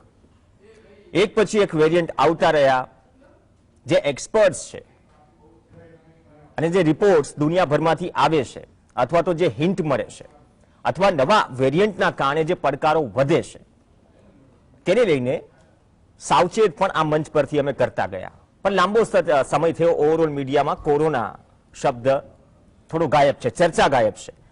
અમે આજે આ કાર્યક્રમમાં ડરાવવા નથી આવ્યા, સાવચેત કરવા માટે આવ્યા છે. જે રિપોર્ટ્સ મળી રહ્યા છે એ રિપોર્ટ્સ ચોંકાવનારા છે અને સાથે જ સાવચેત ફરીથી રહેવું પડશે એ પ્રકારના પણ છે. આમ તો વેક્સિનથી લઈને, ડિસિપ્લિનથી લઈને ઘણી બાબતોમાં દુનિયાભર અને દેશભરના લોકો તમામ તકલીફો વચ્ચે લડ્યા છે અને ઘણી અદ્ભુત પરિચય પણ આપ્યો છે. એ ચાહે કોરોના વોરિયર્સ પણ જે તમામ ખડે પગે રહીને છેલ્લા બે વર્ષથી જે સ્થિતિ હતી તેને કોરોના સામે લડ્યા. હવે સ્થિતિ એ છે કે ચીન કેમ ચર્ચામાં છે, કેમ કે ચીન એક તો અહીંયા જેમ ભારતમાં કોરોનાના આંકડા મુદ્દે ચર્ચાઓ ઘણી થઈ, તે બાદ કારણો પણ ઘણા બધા ચર્ચાયા, પણ ચીન તો કોરોના વિશેના સાચા આંકડા આંકડા જ નથી આપતું. પણ નવો વેરિયન્ટ ચર્ચામાં છે અને જેવા સમાચાર મળ્યા કે મીડિયા સ્ક્રીનમાં સમાચાર વહેતા થયા કે વડોદરામાં સુભાનપુરામાં એક મહિલામાં નવો વેરિયન્ટ જોવા મળ્યો, જે વેરિયન્ટે ચીનમાં હાહાકાર મચાવ્યો. BF.7 આ વેરિયન્ટ નવો છે, તો આ શું છે પેલા તો એ સમજવાની જરૂર છે. અમદાવાદથી થોડા સમાચાર મળ્યા. અમદાવાદમાં એમ કહેવામાં આવ્યું કે ઓસ્ટ્રેલિયાથી એક મહિલા આવી હતી, તે મહિલામાં પણ આ વેરિયન્ટ જીનોમ સિક્વન્સિંગ માટે મોકલાયો, જ્યારે રિપોર્ટ ગાંધીનગર, તો એ પ્રકારે આ વેરિયન્ટ જોવા મળ્યો. પણ બંને સ્વસ્થ છે, એક મહિલા ઓસ્ટ્રેલિયા પણ જતી રહી છે. હવે આ તમામ પરિસ્થિતિઓ વચ્ચે સ્પષ્ટતા પણ આવે છે આરોગ્ય વિભાગના અધિકારી તરફથી કે ભાઈ સપ્ટેમ્બર ઓક્ટોબરની આસપાસ, એટલે કે અગાઉ, તો આપણે એવું માની લઈએ કે 3 મહિના પહેલા નવા વેરિયન્ટની ગુજરાતમાં એન્ટ્રી થઈ ગઈ હતી.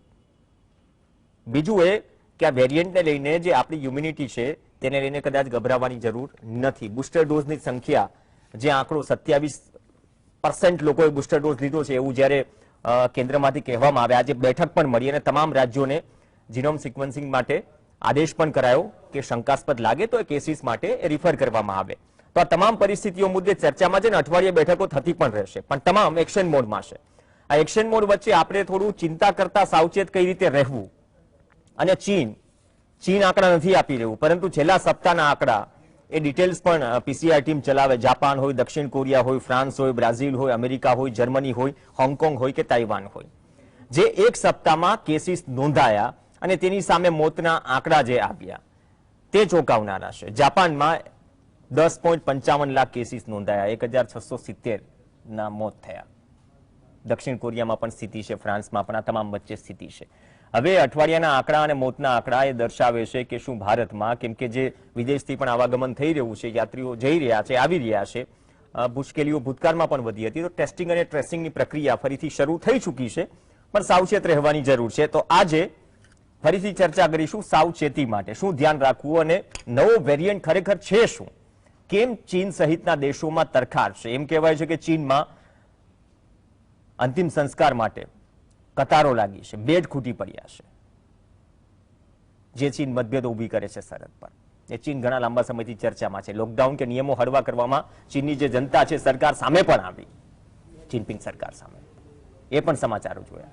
પણ ભારતમાં શું અસર અને આપણે શું ધ્યાન રાખવું? આવનાર 90 દિવસોમાં ચીનની 60%થી વધુ વસ્તી સંક્રમિત થઈ જશે એવા પણ રિપોર્ટ્સ છે, તજજ્ઞો કહી રહ્યા છે. તો આપણે બોધપાઠ અથવા તો ચેતવાની શું જરૂર છે તેને લઈને ચર્ચા કરીએ. આપણી સાથે સ્ટુડિયોમાં ડોક્ટર રાકેશભાઈ જોશી જોડાશે, સિવિલ હોસ્પિટલ અમદાવાદના સુપ્રિન્ટેન્ડન્ટ. સ્વાગત છે રાકેશભાઈ આપનું. અને દિલીપભાઈ માવલંકર જોડાશે, જે કોવિડ કમિટીના ટાસ્ક ફોર્સના સભ્ય પણ છે, IIPH ઇન્સ્ટિટ્યૂટ ના વડા પણ છે. માવલંકર સાહેબ આપનું પણ સ્વાગત છે. માવલંકર સાહેબ, ઘણા લાંબા સમયથી કોરોના વિશેની ચર્ચાનો દુકાર છે. મેં પહેલા કહ્યું કે ડરાવા ભેગા નથી થયા, પણ જે વેરિયન્ટની વાત થઈ રહી છે અને અમદાવાદથી કે બરોડાથી જે નવા વેરિયન્ટના દર્દીના સમાચાર મળ્યા અને એમ કહેવામાં આવ્યું કે 2-3 મહિના થઈ ગયા, પહેલા કેસ હતો, હવે તમામ સ્વસ્થ છે, એક મહિલા તો ઓસ્ટ્રેલિયા પણ જતા રહ્યા. પણ કઈ પ્રકારની આપ સ્થિતિ જોઈ રહ્યા છો? આગાહીઓ ઘણી બધી થઈ છે, જે વિશ્વ સ્તર પર આ વેરિયન્ટને લઈને અથવા તો આવનાર 90 દિવસની જે વાત થઈ રહી છે, આપણે સાવચેત તો થઈ રહ્યા છીએ, ફરીથી તમામ એક્શન મોડમાં આવી રહ્યા છે. શું સાવચેતી રાખવી અને શું સ્થિતિ છે આપણે વર્તમાન સ્થિતિએ જોઈએ તો? માવલંકર સાહેબ, આપના તરફથી અનમ્યુટ કરશો તો સાંભળી શકીએ. હમણાં સુધી આપણે એવું ધારતા હતા કે કોરોના ગયો અને ઓમિક્રોન જે રીતે માઇલ્ડ અને માઇલ્ડ થતા ગયા એના વેરિયન્ટ, એનાથી બધામાં એવું લાગ્યું કે હવે તો ફરી નહીં આવે. પણ આપણે જે ચીનમાં પરિસ્થિતિ જોઈ રહ્યા છીએ છેલ્લા થોડા દિવસોથી, બહુ જ વધારે પડતી ખરાબ પરિસ્થિતિ થઈ છે. એ સાથે જાપાન, કોરિયા અને બ્રાઝિલમાં પણ કેસ વધ્યા છે. એટલે આ જે વેરિયન્ટ નવો નથી, આપણે ત્યાં ઓક્ટોબરમાં આવી ગયેલો છે, પણ એનું આ રૂપ કેમ આવું નવું છે? હવે એના 2-3 કારણ હોઈ શકે કે નવા કોઈ મ્યુટેશન્સ એમાં ઉમેરાયા છે કે શું. બીજું, ચીનની જે વસ્તી છે એ બીજા બધી વસ્તીઓ કરતાં હમણાં સુધી પ્રોટેક્ટેડ રહી હતી એમની ઝીરો કોવિડ પોલિસીને લીધે એમાં જ્યાં જ્યાં એકાદ કેસ બે પાંચ કેસને લીધે આખું શહેર બંધ કરી દેવામાં આવતું હતું. એટલે ત્યાં બહુ રોગ ફેલાયેલો નથી. એટલે જે નેચરલ રોગ દ્વારા ઇમ્યુનિટી બીજે બધે ડેવલપ થઈ છે એવી ત્યાં નથી. બીજું એક કારણ એવું પણ હોઈ શકે કે ત્યાં જે વેક્સિનેશન છે એનું પ્રમાણ પણ ઓછું થયું છે બીજા બધાની કમ્પેરિઝનમાં. ઇવન તો ચાઇનીઝ ગવર્મેન્ટ કહે છે બહુ વધારે પ્રમાણ છે, અને એની કારગરતા અથવા વેક્સિનની એફિકસી બીજા જે વેક્સિન્સ છે એના કરતા અડધી અથવા અડધાથી પણ ઓછી છે, અને એને લીધે ત્યાં ઇમ્યુનિટી એટલી બધી બિલ્ડઅપ થઈ નથી, અને એને લીધે આ વેરિયન્ટ ત્યાં વધારે સિરિયસ રૂપ પકડી રહ્યો છે કે શું એ જાણવાની ખૂબ જરૂરિયાત છે. એ સાથે આ ઓમિક્રોનનો જે વેરિયન્ટ છે એ કોઈ નવું રૂપ અથવા નવા મ્યુટેશન સાથે વધારે સિરિયસ થઈ રહ્યો છે, વધારે ઇન્વેઝિવ અથવા વધારે રોગ કરી શકે એવી શક્તિ એણે ડેવલપ કરી છે, એ પણ જાણવાની જરૂરિયાત છે. ત્રીજું, આપણે માટે જે ખાસ ઉપયોગી છે એ આ નવો વેરિયન્ટ આપણા ત્યાં ઇમ્યુનાઇઝેશન જે મેઇનલી સિરમ ઇન્સ્ટિટ્યૂટનું કોવિશિલ્ડ અને ભારત બાયોટેકનું કોવેક્સિન થયેલું છે એને તોડવા માટે સમર્થ છે કે નહીં એ પણ તપાસ કરવાની જરૂર છે. એટલે વેક્સિન એસ્કેપ કેટલો થઈ શકે એવું છે. એ સાથે સાથે આ બધી તપાસ આપણી સરકાર ચોક્કસ કરશે. એની સાથે જેમણે વેક્સિન બાકી રાખેલું છે, લીધું નથી, બંને ડોઝ લીધા નથી, અથવા જે પ્રિકોશન ડોઝ હતો પછીથી આવ્યો એ ડોઝ લીધો નથી, તો એ ખાસ તુરંત લઈ લેવો જોઈએ, તો આપણને જે મેક્સિમમ પ્રોટેક્શન મળે.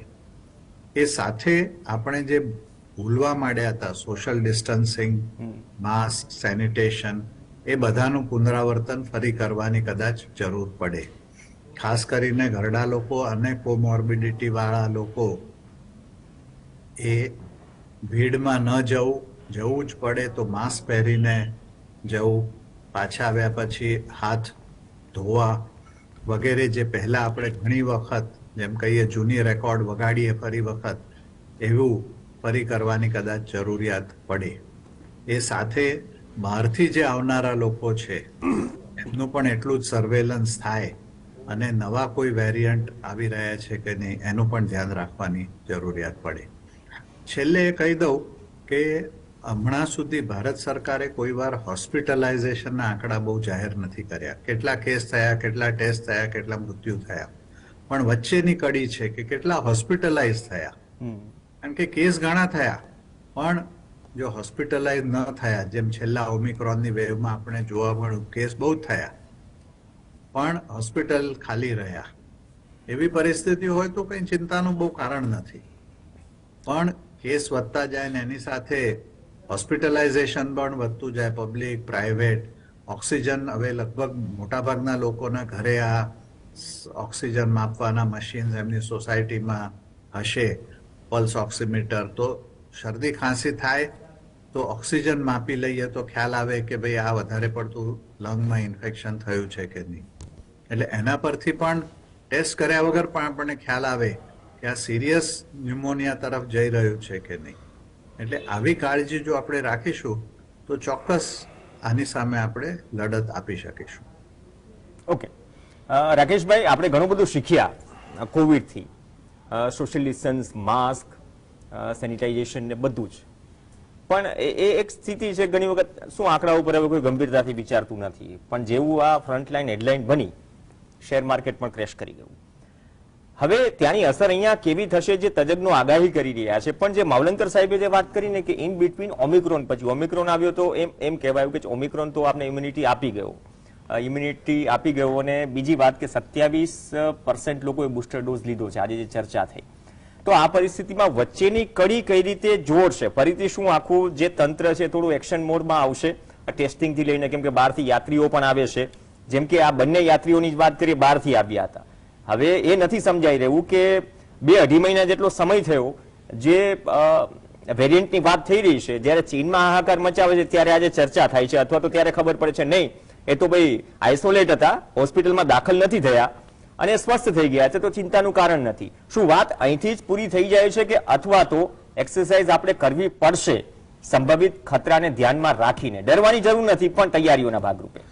એટલે અત્યારે આપણે જે ભૂતકાળનો જો વાત યાદ કરીશું તો એમાં પણ એવું જ થયેલું કે બીજા દેશમાં કેસીસ વધ્યા અને એના પછીના મહિના કે દોઢ મહિના પછી આપણા દેશમાં કેસીસનો વધારો જોવા મળેલો. અને આ એક રૂટીન પેટર્ન છે, કેમ કે આપણે જ્યારે ગયા નવેમ્બરનું જો યાદ કરીશું કે જ્યારે ઓમિક્રોન આવવાનો હતો અને જે પ્રમાણેની તૈયારી હતી, હું તો એવું કહીશ કે સેકન્ડ પીક જેવી પૂરી થઈ ત્યારે થર્ડ પીકની તૈયારી આપણે ચાલુ કરેલી સરકારે.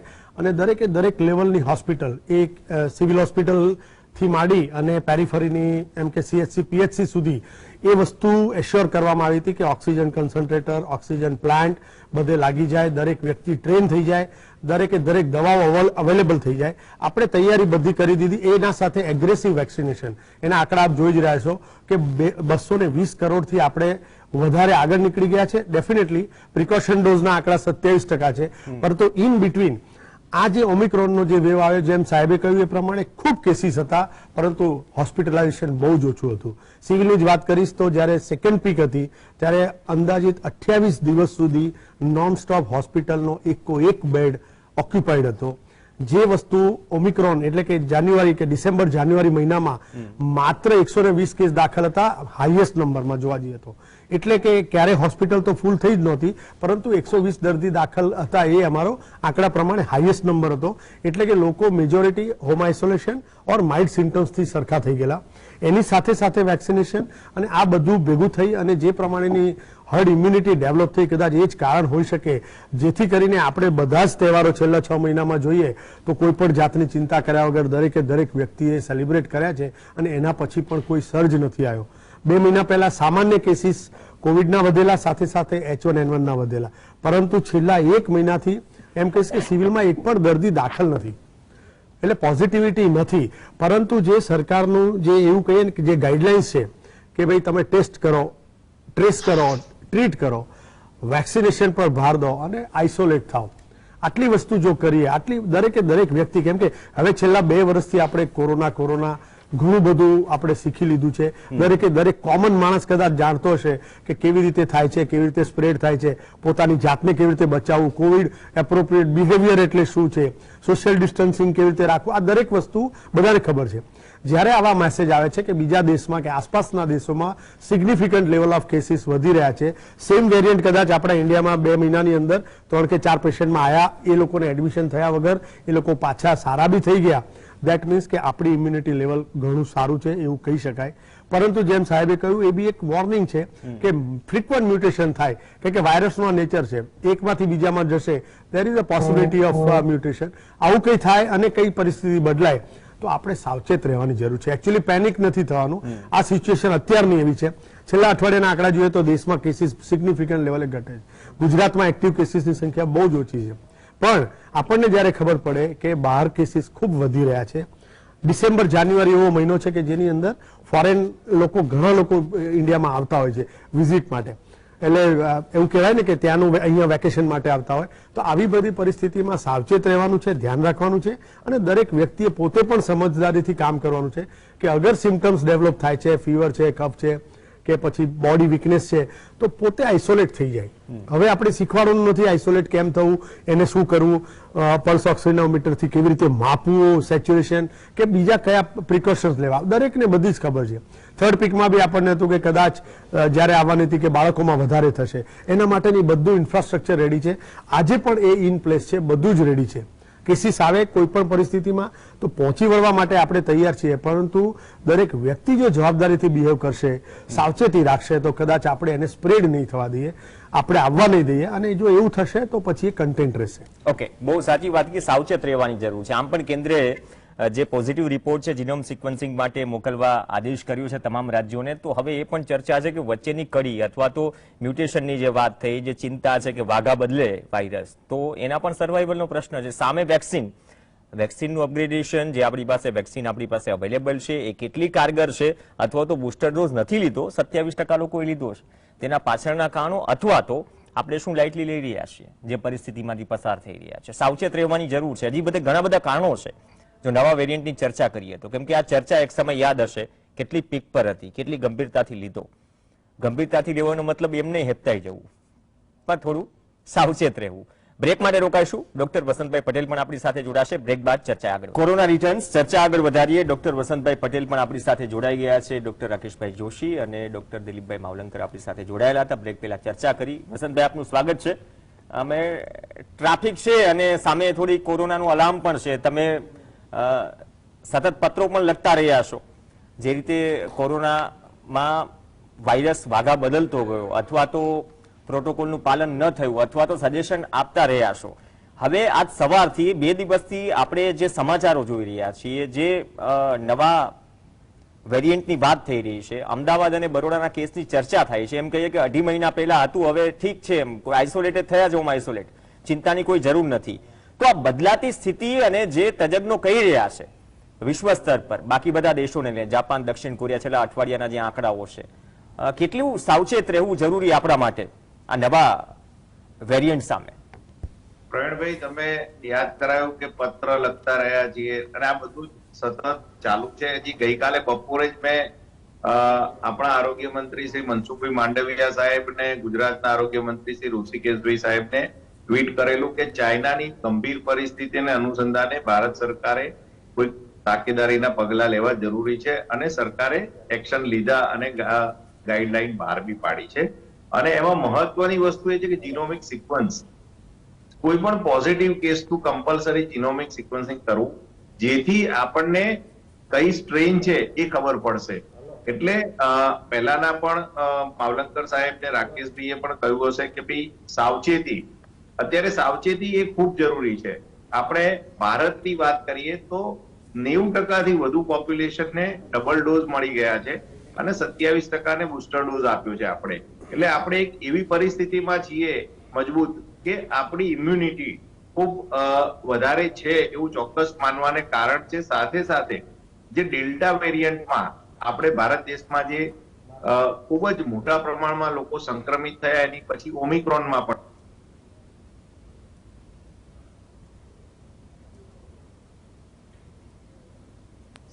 આપણે એવું એક સારી પોઝિશનમાં તો છીએ જ, પરંતુ આપણે ગફલતમાં રહેવાની જરૂર નથી.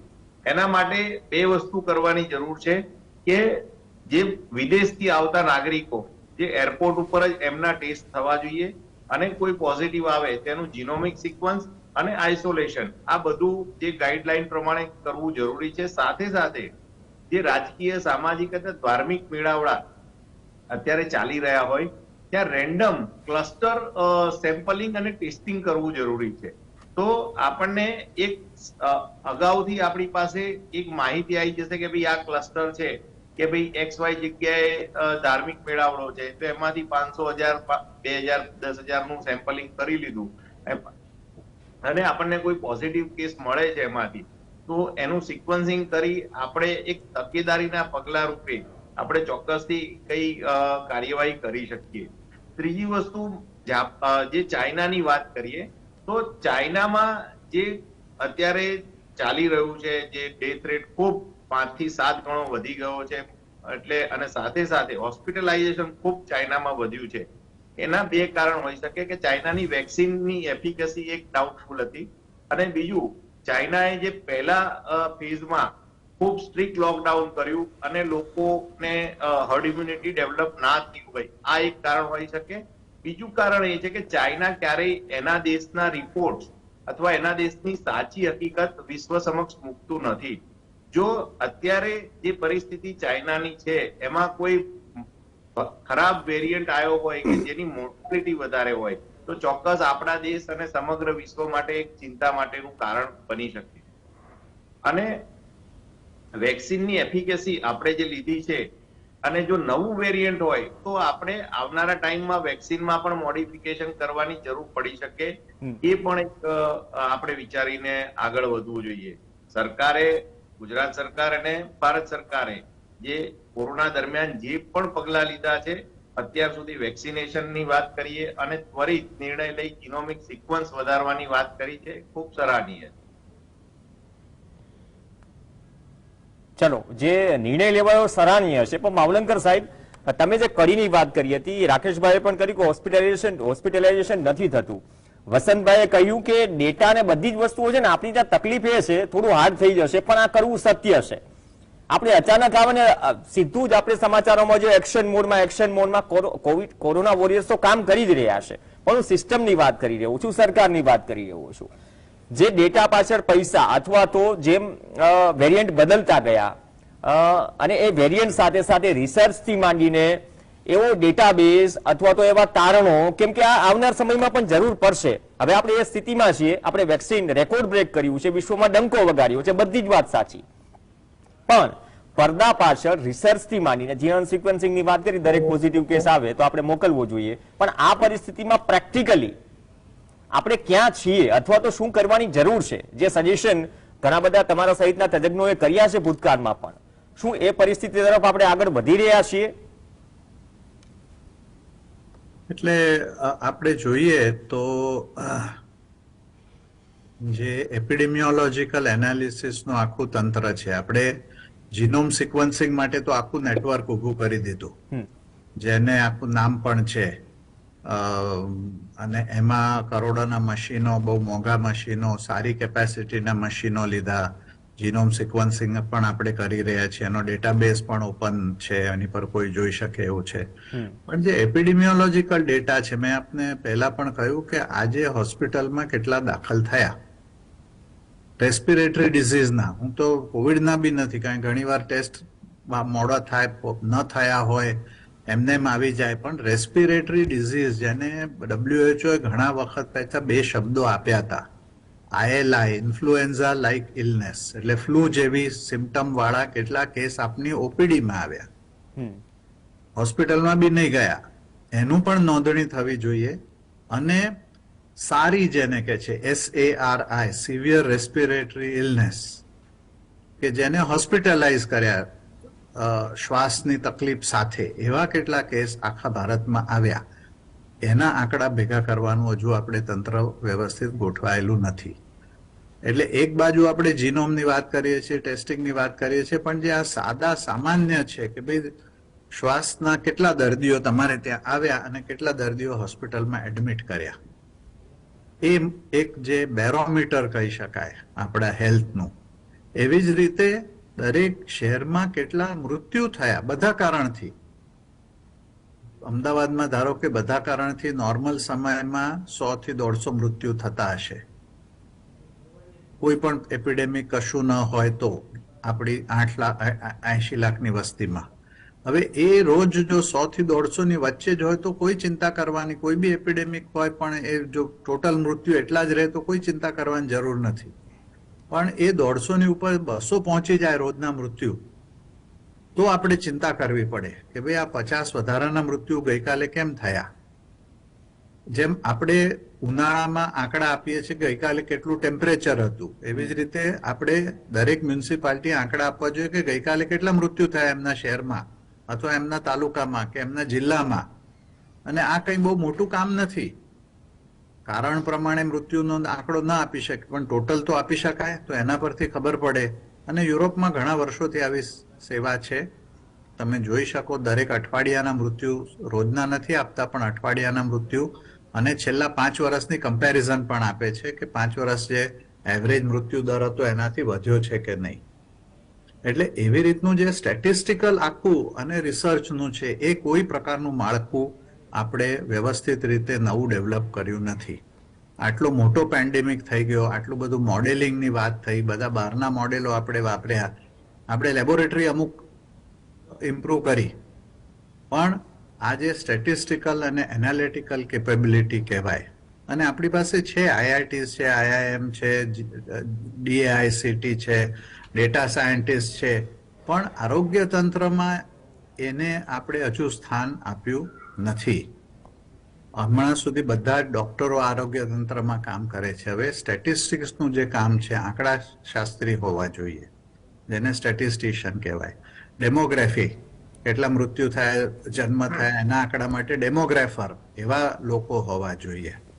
એટલે એ સમહાવ એ સમજણ આખા દેશમાં, અને આ બધા પબ્લિક હેલ્થના ભાગ છે, એટલે પબ્લિક હેલ્થની સમજણ નથી. એટલા માટે આ તંત્ર આપણું હજુ વીક રહી ગયું છે. મને ચોક્કસ લાગે છે કે આવતા બજેટમાં કદાચ નવા આના માટેના પ્રોવિઝન કરવામાં આવે. બજેટનો સમય આવી ગયો છે. ગયા બજેટમાં આપણે જોતા હતા કે આવું કંઈક થશે, પણ એ આપણને જોવા ન મળ્યું. કદાચ નાણાંની વ્યવસ્થા નહીં હોય, જે હશે એ. પણ આ વખતે આ આખું જે પબ્લિક હેલ્થનું તંત્ર સુધારવાની વાત છે. ઇવન હોસ્પિટલમાં પણ પબ્લિક હેલ્થના માણસોની જરૂર હોય છે. હોસ્પિટલમાં પણ આંકડાકીય વિશ્લેષણ કરી શકે એવા લોકોની જરૂર હોય છે. આપ સિવિલ હોસ્પિટલના સાહેબ, સુપ્રિન્ટેન્ડન્ટ સાહેબ છે, એમને પૂછીએ કે એમને ત્યાં આંકડાશાસ્ત્રીઓ કેટલા છે. ડોક્ટરો તો 1000 હશે, નર્સો 2000 હશે કદાચ, પણ આંકડાકીય માહિતી રાખી શકે એનું જે તંત્ર જોઈએ એ આપણે ધ્યાન નથી આપ્યું. એવી જ રીતે રિસર્ચની વાત કરીએ કે ભાઈ આટલો મોટો એપિડેમિક થયો, આપણે કેટલા પેપર પબ્લિશ કરી શક્યા, કેટલો રિસર્ચ આપણે જનતા સુધી લઈ જઈ શક્યા, અને એના ઉપરથી પોલિસીઓ આપણે બનાવી. એટલે એ પણ એટલું જ શીખવાની જરૂર છે. આપણે ફાયર ફાઇટિંગ તો દર વખતે કરીએ છીએ અને દરેક પેન્ડેમિક એપિડેમિકમાં કરીએ છીએ, પણ એનાથી આપણું તંત્ર કેટલું સુધર્યું, કેટલું સુદૃઢ બન્યું, એ ખાસ જોવાની જરૂર છે. રાકેશભાઈ, જો પબ્લિક હેલ્થમાં ક્યાં લેકિંગ છે એ ડ્યુરિંગ કોવિડ આપણે જોયું. આ જ અમદાવાદ સિવિલ હોસ્પિટલ છે, ડોક્ટર છે, દોડીને આવી એમ્બ્યુલન્સમાં, ઓટોમાં આવીને સારવાર કરી છે. એ તમામ કોરોના વોરિયર્સને સેલ્યુટ, જે લોકોએ બીજાને બચાવીને પોતાના જીવ ગુમાવ્યા, એ પરિવારોને પણ સેલ્યુટ. પણ જે માવલંકર સાહેબે વાત કરી, આપણે એ પરિસ્થિતિમાં કોવિડથી 2 વર્ષ પછી વાત કરી રહ્યા છીએ, પબ્લિક હેલ્થમાં શું સુધર્યું? જે આંકડાકીય બાબત છે અથવા તો રિસર્ચની બાબત છે, જે પબ્લિક હેલ્થના ઢાંચાને વધુ મજબૂત બનાવે છે. ફોરેનના ઘણા બધા કન્ટ્રીઝના ઉદાહરણ આપ્યા. તો આપણે જે પરિસ્થિતિમાંથી પસાર થયા અને થઈ રહ્યા છીએ, તમારા મતે શું લેકિંગ લાગી રહ્યું છે, જેના પર કામ થઈ રહ્યું છે અથવા તો થવું જોઈએ? એક્શન મોડમાં તો દરેક વખતે આપત્તિ આવે તો હોય છે સરકાર અને સિસ્ટમ પૂરી રીતે હેલ્થમાં. ના, એટલે હું જો સિવિલની વાત કરીશ તો અમારી પાસે ઘણા બધા ડેટા ઓપરેટર્સ છે અને અમે ઘણા બધા ડેટાઝ અપડેટેડ રાખીએ છીએ એવરી ડે. હું એમ કહીશ કે અત્યારે એવી મારી પાસે એક્સેલ શીટ તૈયાર જ હોય રોજ સવારે, જે મારા પાસે બી આવતી હોય કે કેટલા રોગચાળાના કયા આંકડાઓ છે, શું છે, અને એ રિપોર્ટિંગ જે તે ઓપીડીમાંથી ને જે તે વોર્ડમાંથી એ કલેક્ટ કરવામાં આવે છે ને એવરી ડે એનું મોનિટરિંગ થતું હોય છે. બીજી વસ્તુ એવું કહીશ કે અત્યારે કદાચ એવું પણ છે કે લોકોમાં અવેરનેસ તો ડેફિનેટલી આવી છે. એવું નથી. સિવિલની ઓપીડીની જો હું વાત કરીશ તો એક સમય એવો હતો કે 2000-2500ની ઓપીડી એવરેજ થતી હતી. અત્યારે સિવિલની ઓપીડીની જ વાત કરીશ તો 4000થી વધારે ઓપીડી રોજે જોવા મળે છે આમ સિવિલ હોસ્પિટલની અંદર. માત્ર સિવિલની વાત કરું છું, મેડિસિટીની નહીં. મેડિસિટીની કમ્બાઈન કરશું તો ઘણા બધા આંકડાઓ વધી જશે. એ રીતે પર યર કેટલા એડમિશન છે, કેટલા ઓપરેશન છે, કેટલી ડિલિવરી થઈ, કેટલા ડેથ થયા, એ દરેક વસ્તુ પર ડેફિનેટલી ફોકસ છે. પણ આવા પેન્ડેમિક અને કોરોના એક નવી જ વસ્તુ છે, કદાચ આપણે છેલ્લા 2 વર્ષથી જોઈ રહ્યા છીએ. 2 વર્ષનો અનુભવ ઘણો છે, એના ડેટાસ બી છે બધા, અને એમાં માવલંકર સાહેબ પણ જાણતા જ હશે કે કયા એરિયામાંથી કેવા ટાઈપના કેસીસ આવ્યા છે. પરંતુ મેઇન વસ્તુ એ છે કે અમારું જે એઝ અ એડમિનિસ્ટ્રેટર મારું ફોકસ ત્યાં હોય કે મારા ત્યાં આવેલો દર્દી એને સંપૂર્ણ સારવાર મળે. સિવિલ હોસ્પિટલમાં ક્યારેય ના પાડવામાં આવતી નથી. તમે જાણો જ છો કે એક સમય એવો હતો જ્યારે આખી હોસ્પિટલ ફૂલ હતી, એમ્બ્યુલન્સની લાઈન હતી, તો ટ્રીટમેન્ટ ઓન વ્હીલ ચાલુ કરી, એટલે કે પેશન્ટને એમ્બ્યુલન્સની અંદર જ જેટલો ટાઈમ વેઇટિંગ હોય એટલો ટાઈમ પૂરતો એની ટ્રીટમેન્ટ ચાલુ થઈ જાય અને પછી એને બેડ એલોટ કરવામાં આવે. અને ખાસ કરીને મહત્વનું એ છે કે ઇન્ફ્રાસ્ટ્રક્ચર લેવલ, કે આ બધી એક્સિડન્ટલ ઇમરજન્સીસ છે કે અને ઘણી વખત આવી રીતે લાઈક આપણને અત્યારે સમય છે, આપણે અત્યારે સાવચેત થઈ ગયા છે કે ભાઈ આજુબાજુના કન્ટ્રીમાં કેસીસ વધી રહ્યા છે, તો હવે આપણું આગળનું રોડમેપ શું છે હોસ્પિટલનું, કે ભાઈ અત્યારે મેં આટલા બેડ સુરક્ષિત રાખ્યા છે, જરૂર પડશે તો આટલા આઈસીયુ બીજા વધારીશું, એનાથી કેસીસ વધશે તો આટલા વોર્ડ ખોલશું. એ પ્રમાણેનું પ્લાનિંગ, એના માટેની બધી જ વસ્તુઓ જે જરૂરી લોજિસ્ટિક કહેવાય કે ઇક્વિપમેન્ટ્સ બરાબર કામ કરે છે કે નહીં, ડ્રગ્સ અવેલેબલ છે કે નહીં, ઓલરેડી થર્ડ પીકની પ્રિપરેશનમાં બધા જ લોકોને ટ્રેનિંગ પણ અપાઈ ગઈ છે. એ બધું હવે રિફ્રેશ કરવાનો સમય આવી ગયો છે. જેમ સાહેબે કહ્યું કે ફરીથી બધા અત્યાર સુધી ડેફિનેટલી આ બાબતમાં વિચારતા નહોતા, કદાચ એવરીબડી હેઝ ફોરગેટ કે ભાઈ કોવિડ ગયો, પણ અમે તો એવું માનીએ છીએ કોવિડ ગયો જ નથી. કારણ કે સિવિલ હોસ્પિટલનો ટ્રાયજ હજુ પણ ચાલુ છે. જે દિવસથી 1200 બેડને કોવિડ હોસ્પિટલ ડિક્લેર કરી ત્યારથી મળીને આજ સુધી વોર્ડ ચાલુ છે, સિસ્ટર ડોક્ટરની ડ્યુટી રેગ્યુલર હોય છે, વેધર પેશન્ટ હોય કે ન હોય. કોઈ પણ વ્યક્તિ ગમે ત્યારે આવે તો એને ઇમિડિયેટ સારવાર મળે એવી વ્યવસ્થા કરેલી છે. ઇનફેક્ટ એની સાથે બીજા આઈસીયુના બેડ પણ આરક્ષિત રાખેલા છે. એટલે અમારી એડમિનિસ્ટ્રેટર તરીકેની જવાબદારી એ છે કે બને ત્યાં સુધી એવું કોઈ પણ પરિસ્થિતિ ના આવે જ્યાંથી કરીને આપણું તંત્ર એમાં નબળું પડે. તંત્ર સજ્જ છે, ડોક્ટરો રેડી છે ને હવે તો આ 2 વર્ષની જે એક્સપિરિયન્સ અને જે ટ્રેનિંગ છે એ કોઈ પણ વ્યક્તિ તરફથી આપણને મળી રહેશે. અને ઇનફેક્ટ બધા જ હેલ્થકેર વર્કરને કોવિડની ટ્રેનિંગ અપાઈ ચૂકી છે અને પેરિફરીલી CSC PSCના ડોક્ટર્સ સુધી એનો વ્યાપ વધારેલો છે. એટલે કે આવી પરિસ્થિતિને પહોંચી વળવા માટે સરકારે ખૂબ વહેલા એટલે કે બીજી પીક પછી જ એની મહેનત ચાલુ કરી દીધેલી. અને ફોર્ચ્યુનેટલી ઓમિક્રોન જેમ આપણે બધા જ જાણીએ છીએ બહુ જ કેસીસ હતા, એડમિશન ઓછા હતા, ચાલી ગયું. અત્યારે ફરી આપણે તૈયાર છીએ. અત્યારની પરિસ્થિતિ એવી છે કે જેમ તમે કહ્યું કે જે આ ખતરનાક વેરિયન્ટ ચીન વાળો છે એ તો ઓલરેડી ઇન્ડિયામાં આવીને ગયો, પરંતુ અત્યારે એટલા કેસીસ નથી જેથી કરીને કોઈ પણ જાતનું ફ્યુચર પ્લાનિંગ કરી શકાય. અત્યારે આપણી પાસે એક્ટિવ કેસ પણ ગુજરાતમાં ઓછા છે, પૂરા દેશમાં પણ ઓછા થઈ રહ્યા છે. કેસીસ આવશે, વધશે, દરેક પોઝિટિવનું જીનોમિક સિક્વન્સ થશે અને તો કદાચ કંઈક આપણને એમાંથી મળી રહે કે વેધર મ્યુટેશન થઈ રહ્યું છે કે નહીં અને એની સાથે એના એડમિશન રેટ શું ચાલી રહ્યા છે. આ પ્રમાણે નક્કી કરશું તો આપણને કદાચ આગળનો આવતો મહિનો કહેશે કે કેવી રીતે આપણી પરિસ્થિતિ થઈ રહી છે. જ્યાં સુધી પેશન્ટ મેનેજમેન્ટની વાત છે ત્યાં સુધી હું નથી માનતો સરકારી માળખું, તૈયારીઓ, infrastructure, drugs, everything is ready. ઓક્સિજનની હવે ક્યારેય કોઈ દિવસ તકલીફ નહીં પડે એવી પરિસ્થિતિ ઓલરેડી નિર્માણ થઈ ચૂકી છે પેરિફરી સુધી. એટલે એ બાબતની ચિંતા નથી. સવાલ એ છે કે આપણે ક્યાં સુધી એને રોકી શકીએ છીએ, ક્યાં સુધી એને કન્ટેન કરી શકીએ છીએ અને કેટલું મજબૂતીથી રોકી શકીએ છીએ એ આપણી કદાચ સાવચેતી પણ એમાં એક બહુ મોટું હથિયાર છે. SMS ઘણી વખત ચર્ચા થઈ આ મંચ ઉપરથી, ભાવલંકર સાહેબ હોય કે પછી જે પણ એક્સપર્ટ છે અહીંયા વાત કરી. પણ વસંતભાઈ, અહીંયા એક સાથે આ મ્યુટેશનની વાત ચાલી રહી છે, નવા વેરિયન્ટની વાત ચાલી રહી છે. રાકેશભાઈ પાસે પણ આ સવાલનો જવાબ માટે આવીશ અને ભાવલંકર સાહેબ પાસે પણ જઈશ. જે પોસ્ટ કોવિડ બીમારીઓ છે અમુક, એની પણ આ મંચ ઉપરથી ઘણી બધી ચર્ચા થઈ. લોંગ કોવિડની પણ ચર્ચા થઈ. હવે આપણે નવા મ્યુટેશનની વાત કરીએ છીએ, નવા વેરિયન્ટની વાત કરીએ છીએ, બુસ્ટર ડોઝની વાત કરીએ છીએ, પણ તેની સ્થિતિ વિશે પણ વિચારવું પડશે. ચાહે રિસર્ચ હોય કે પછી એ ડેટાબેઝ હોય કે કોવિડ અને વેક્સિનેશન પછી લોકોમાં શું બદલાયું અથવા તો શું નવું આવ્યું જે બોડીની અંદર બદલાયું છે. ઘણાએ કદાચ રિપોર્ટ્સ કરાવ્યા છે, ઘણા બધા એને અનુભવ્યું પણ છે. નથી લાગતું કે આ મુદ્દો પણ એટલો જ મહત્વનો છે જે આપણે કોવિડ કાળમાંથી પસાર થયા અને તેના કારણે આપણને મળ્યું હશે? ચોક્કસથી પ્રવીણભાઈ, જે પોસ્ટ કોવિડ અથવા તો લોંગ કોવિડ 2 ટર્મિનોલોજી યુઝ કરવામાં આવે છે. એમાં ઘણા બધા યંગસ્ટર અને ઓલ્ડ એજ, કોઈ પણ એજ ગ્રુપના લોકોને હાર્ટ રિલેટેડ ઇસ્યુ થઈ રહ્યા છે. અત્યારે અર્લી એજ ગ્રુપમાં યંગસ્ટરને હાર્ટ એટેકના કેસીસ વધી રહ્યા છે. સાથે સાથે ઓર્થોપેડિક એટલે and arteries necrosis, vascular necrosis થતું હોય છે, જેના કારણે ઘણા બધા લોકોને હિપ જોઈન્ટના રિપ્લેસમેન્ટ પણ કરાવવા પડ્યા છે.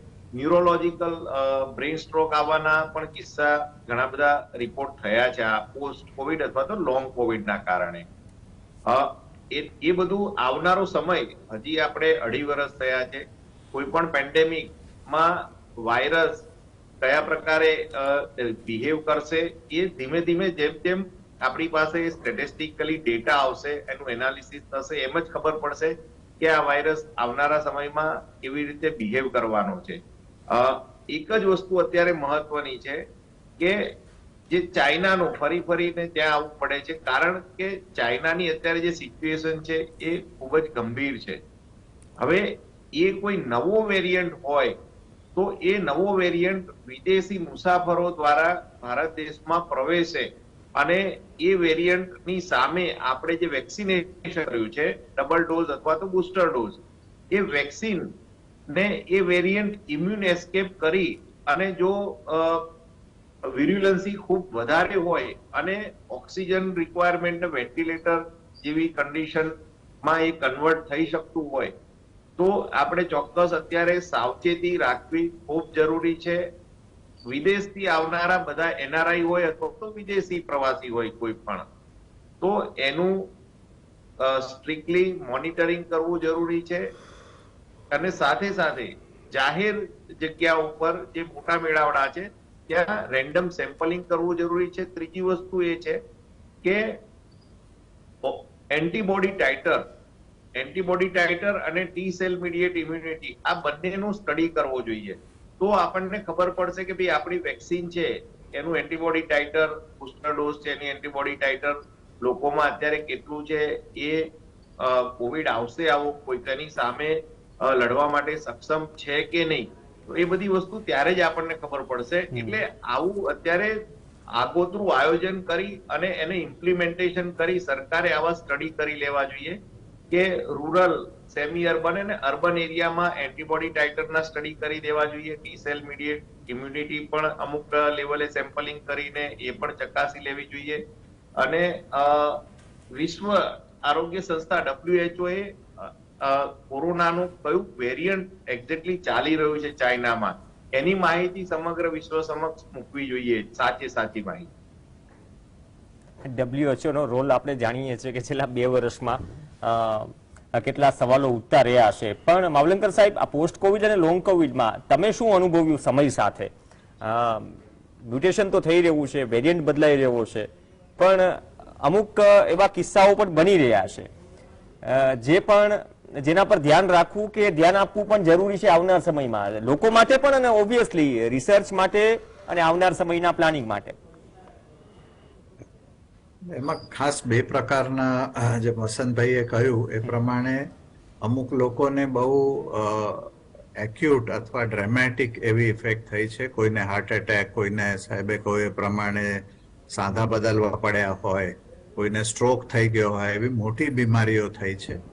અમુક એવો વર્ગ છે કે જેને બહુ જ થાક લાગવો, ડિપ્રેસ લાગવું, મેન્ટલ ફોગ, એવી બધી બીમારીઓ રહી છે. એટલે એકદમ વધારે નથી, પણ સામાન્ય બેચેનીથી માંડીને ડિપ્રેશન અથવા મગજમાં સૂઝવું નહીં, વિચાર કરવા મુશ્કેલી પડવી, એવી બધી માઇલ્ડ બીમારીઓ ઘણા લાંબા સમયથી થઈ રહી છે. એ સાથે પરદેશના આંકડા, એટલા માટે મેં આંકડાનું કહ્યું, પરદેશમાં તમે જુઓ તો બ્રિટનમાં ઘણા વખતથી ઓવરઓલ મોર્ટેલિટી કોવિડ ગયા પછી બી 16% જેટલી નોર્મલ જે હોવી જોઈએ એના કરતા 16-17% સુધી, અને અમુક દેશોમાં તો 20% સુધી નોર્મલ કરતા વધારે મોર્ટેલિટી દેખાઈ રહી છે પોસ્ટ કોવિડ. એટલે એવું આપણે ત્યાં થઈ રહ્યું છે કે નહીં આપણને ખબર નથી, કારણ કે આપણા આવું આંકડાઓ કંઈ વિશ્લેષણ કરતા નથી, કરતા હોઈએ તો બહાર પાડતા નથી, જાહેરમાં એનું એનાલિસિસ કે ચર્ચા થતી નથી. અમારા ઇન્સ્ટિટ્યૂટ અને બીજી ઇન્સ્ટિટ્યૂટના મળીને અમુક એવા સ્ટડીઝ લીધા છે કે જે બહેનો કોવિડમાં પ્રેગ્નન્ટ હતી અને કોવિડ દરમિયાન જેની ડિલિવરી થઈ એમની શું પરિસ્થિતિ છે અને એમના બાળકોની શું પરિસ્થિતિ છે, માનસિક અને શારીરિક, એનો 1-2 વર્ષનો ફોલોઅપના સ્ટડીઝ અમે કરી રહ્યા છીએ. નેશનલ ઇન્સ્ટિટ્યૂટ ઓફ ન્યુટ્રિશનનો એક સાથેનો પ્રોજેક્ટ છે. એટલે આવા લોંગ ટર્મ સ્ટડીઝ આપણે ત્યાં. બીજું એ પણ છે, તમે ગુજરાત ગવર્મેન્ટનું બજેટ જુઓ તો રિસર્ચનું બજેટ નહીવત. આપણે department medical education and research એવું નામ છે એ વિભાગનું, પણ એમાં રિસર્ચ, મેડિકલ એજ્યુકેશન પાસે 99.9% ખર્ચો થાય છે, જેમાં મેડિકલ કોલેજો ખોલવી, મેડિકલ સ્ટુડન્ટ્સને સબસિડીથી ભણાવવા, એ બધું જે જરૂરી છે, પણ મેડિકલ રિસર્ચ પાછળ નહીવત ખર્ચો થાય છે. એમાં આખા દેશમાં રાજ્ય સરકારો એવું માને છે કે એ મેડિકલ રિસર્ચ એ નેશનલ વિષય છે, એટલે ICMR, department of science and technology, એ બધાએ કરવું. આરોગ્ય ખાતામાં વચ્ચે એક સચિવે એવો પ્રપોઝલ મૂક્યું હતું કે આરોગ્યના ટોટલ બજેટના 2% ફક્ત રિસર્ચ અને ઇવેલ્યુએશનમાં વાપરવા. એ પાસ ન થઈ શક્યું હતું, પણ એવા રીતનું કંઈક વિચારવું જોઈએ કે આપણો ગુજરાત એ બ્રિટન, જર્મની, ફ્રાન્સ એટલી જે પોપ્યુલેશન છે એવા ટાઈપનો દેશ છે અને બહુ પ્રદેશ છે. એટલે એમાં આપણે જો રિસર્ચ ઉપર ન ખર્ચીએ તો આગળ આપણું ભવિષ્ય, આપણે દરેક વખતે બહારથી રિસર્ચ માટેનું જ્ઞાન લાવવું પડે, આપણે વિશ્વગુરુ ન બની શકીએ. એટલે એને માટે આપણે 1 ટ્રિલિયનની ઇકોનોમી બનાવી છે, ભારતની 5 ટ્રિલિયન, ગુજરાતની 1 ટ્રિલિયન, તો એ રિસર્ચ વગર ન થઈ શકે. એટલે હવે ફક્ત સ્ટેટ ગવર્મેન્ટ નહીં, ડિસ્ટ્રિક્ટ ગવર્મેન્ટે પણ રિસર્ચ કરવો જોઈએ. સિટી ગવર્મેન્ટ અમદાવાદ મ્યુનિસિપલ કોર્પોરેશનનું બજેટ હજારો કરોડમાં છે, બોમ્બે મ્યુનિસિપલ કોર્પોરેશનનું હજારો કરોડ, દિલ્હી મ્યુનિસિપલ, શહેરોએ રિસર્ચ કરવું જોઈએ. આજે વુહાન લેબ આપણે એ કઈ નેશનલ લેબ નથી, એની સ્ટેટની લેબ છે. એટલે આપણે ચીન પાસેથી પણ એ શીખીએ કે વુહાન જેવી લેબ આપણે ત્યાં હોવી જોઈએ, અથવા એટલો આપણે ખર્ચ કરવા તૈયારી હોવી જોઈએ.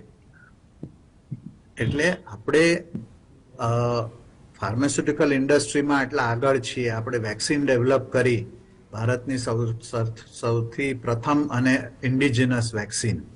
એવી રીતે આપણે ફાર્માસ્યુટિકલ ઇન્ડસ્ટ્રીની સાથે રહીને ગુજરાત સરકારે અને મ્યુનિસિપલ કોર્પોરેશને પણ રિસર્ચ આંકડાકીય અને ઇવેલ્યુએશન કે ભાઈ જે લોકોને વેક્સિન મળ્યું, જે લોકોએ નથી લીધું તો કેમ નથી લીધું, શા કારણે નથી લીધું, એમને કઈ રીતે મોટિવેટ, એ પણ રિસર્ચનો જ એક ભાગ છે.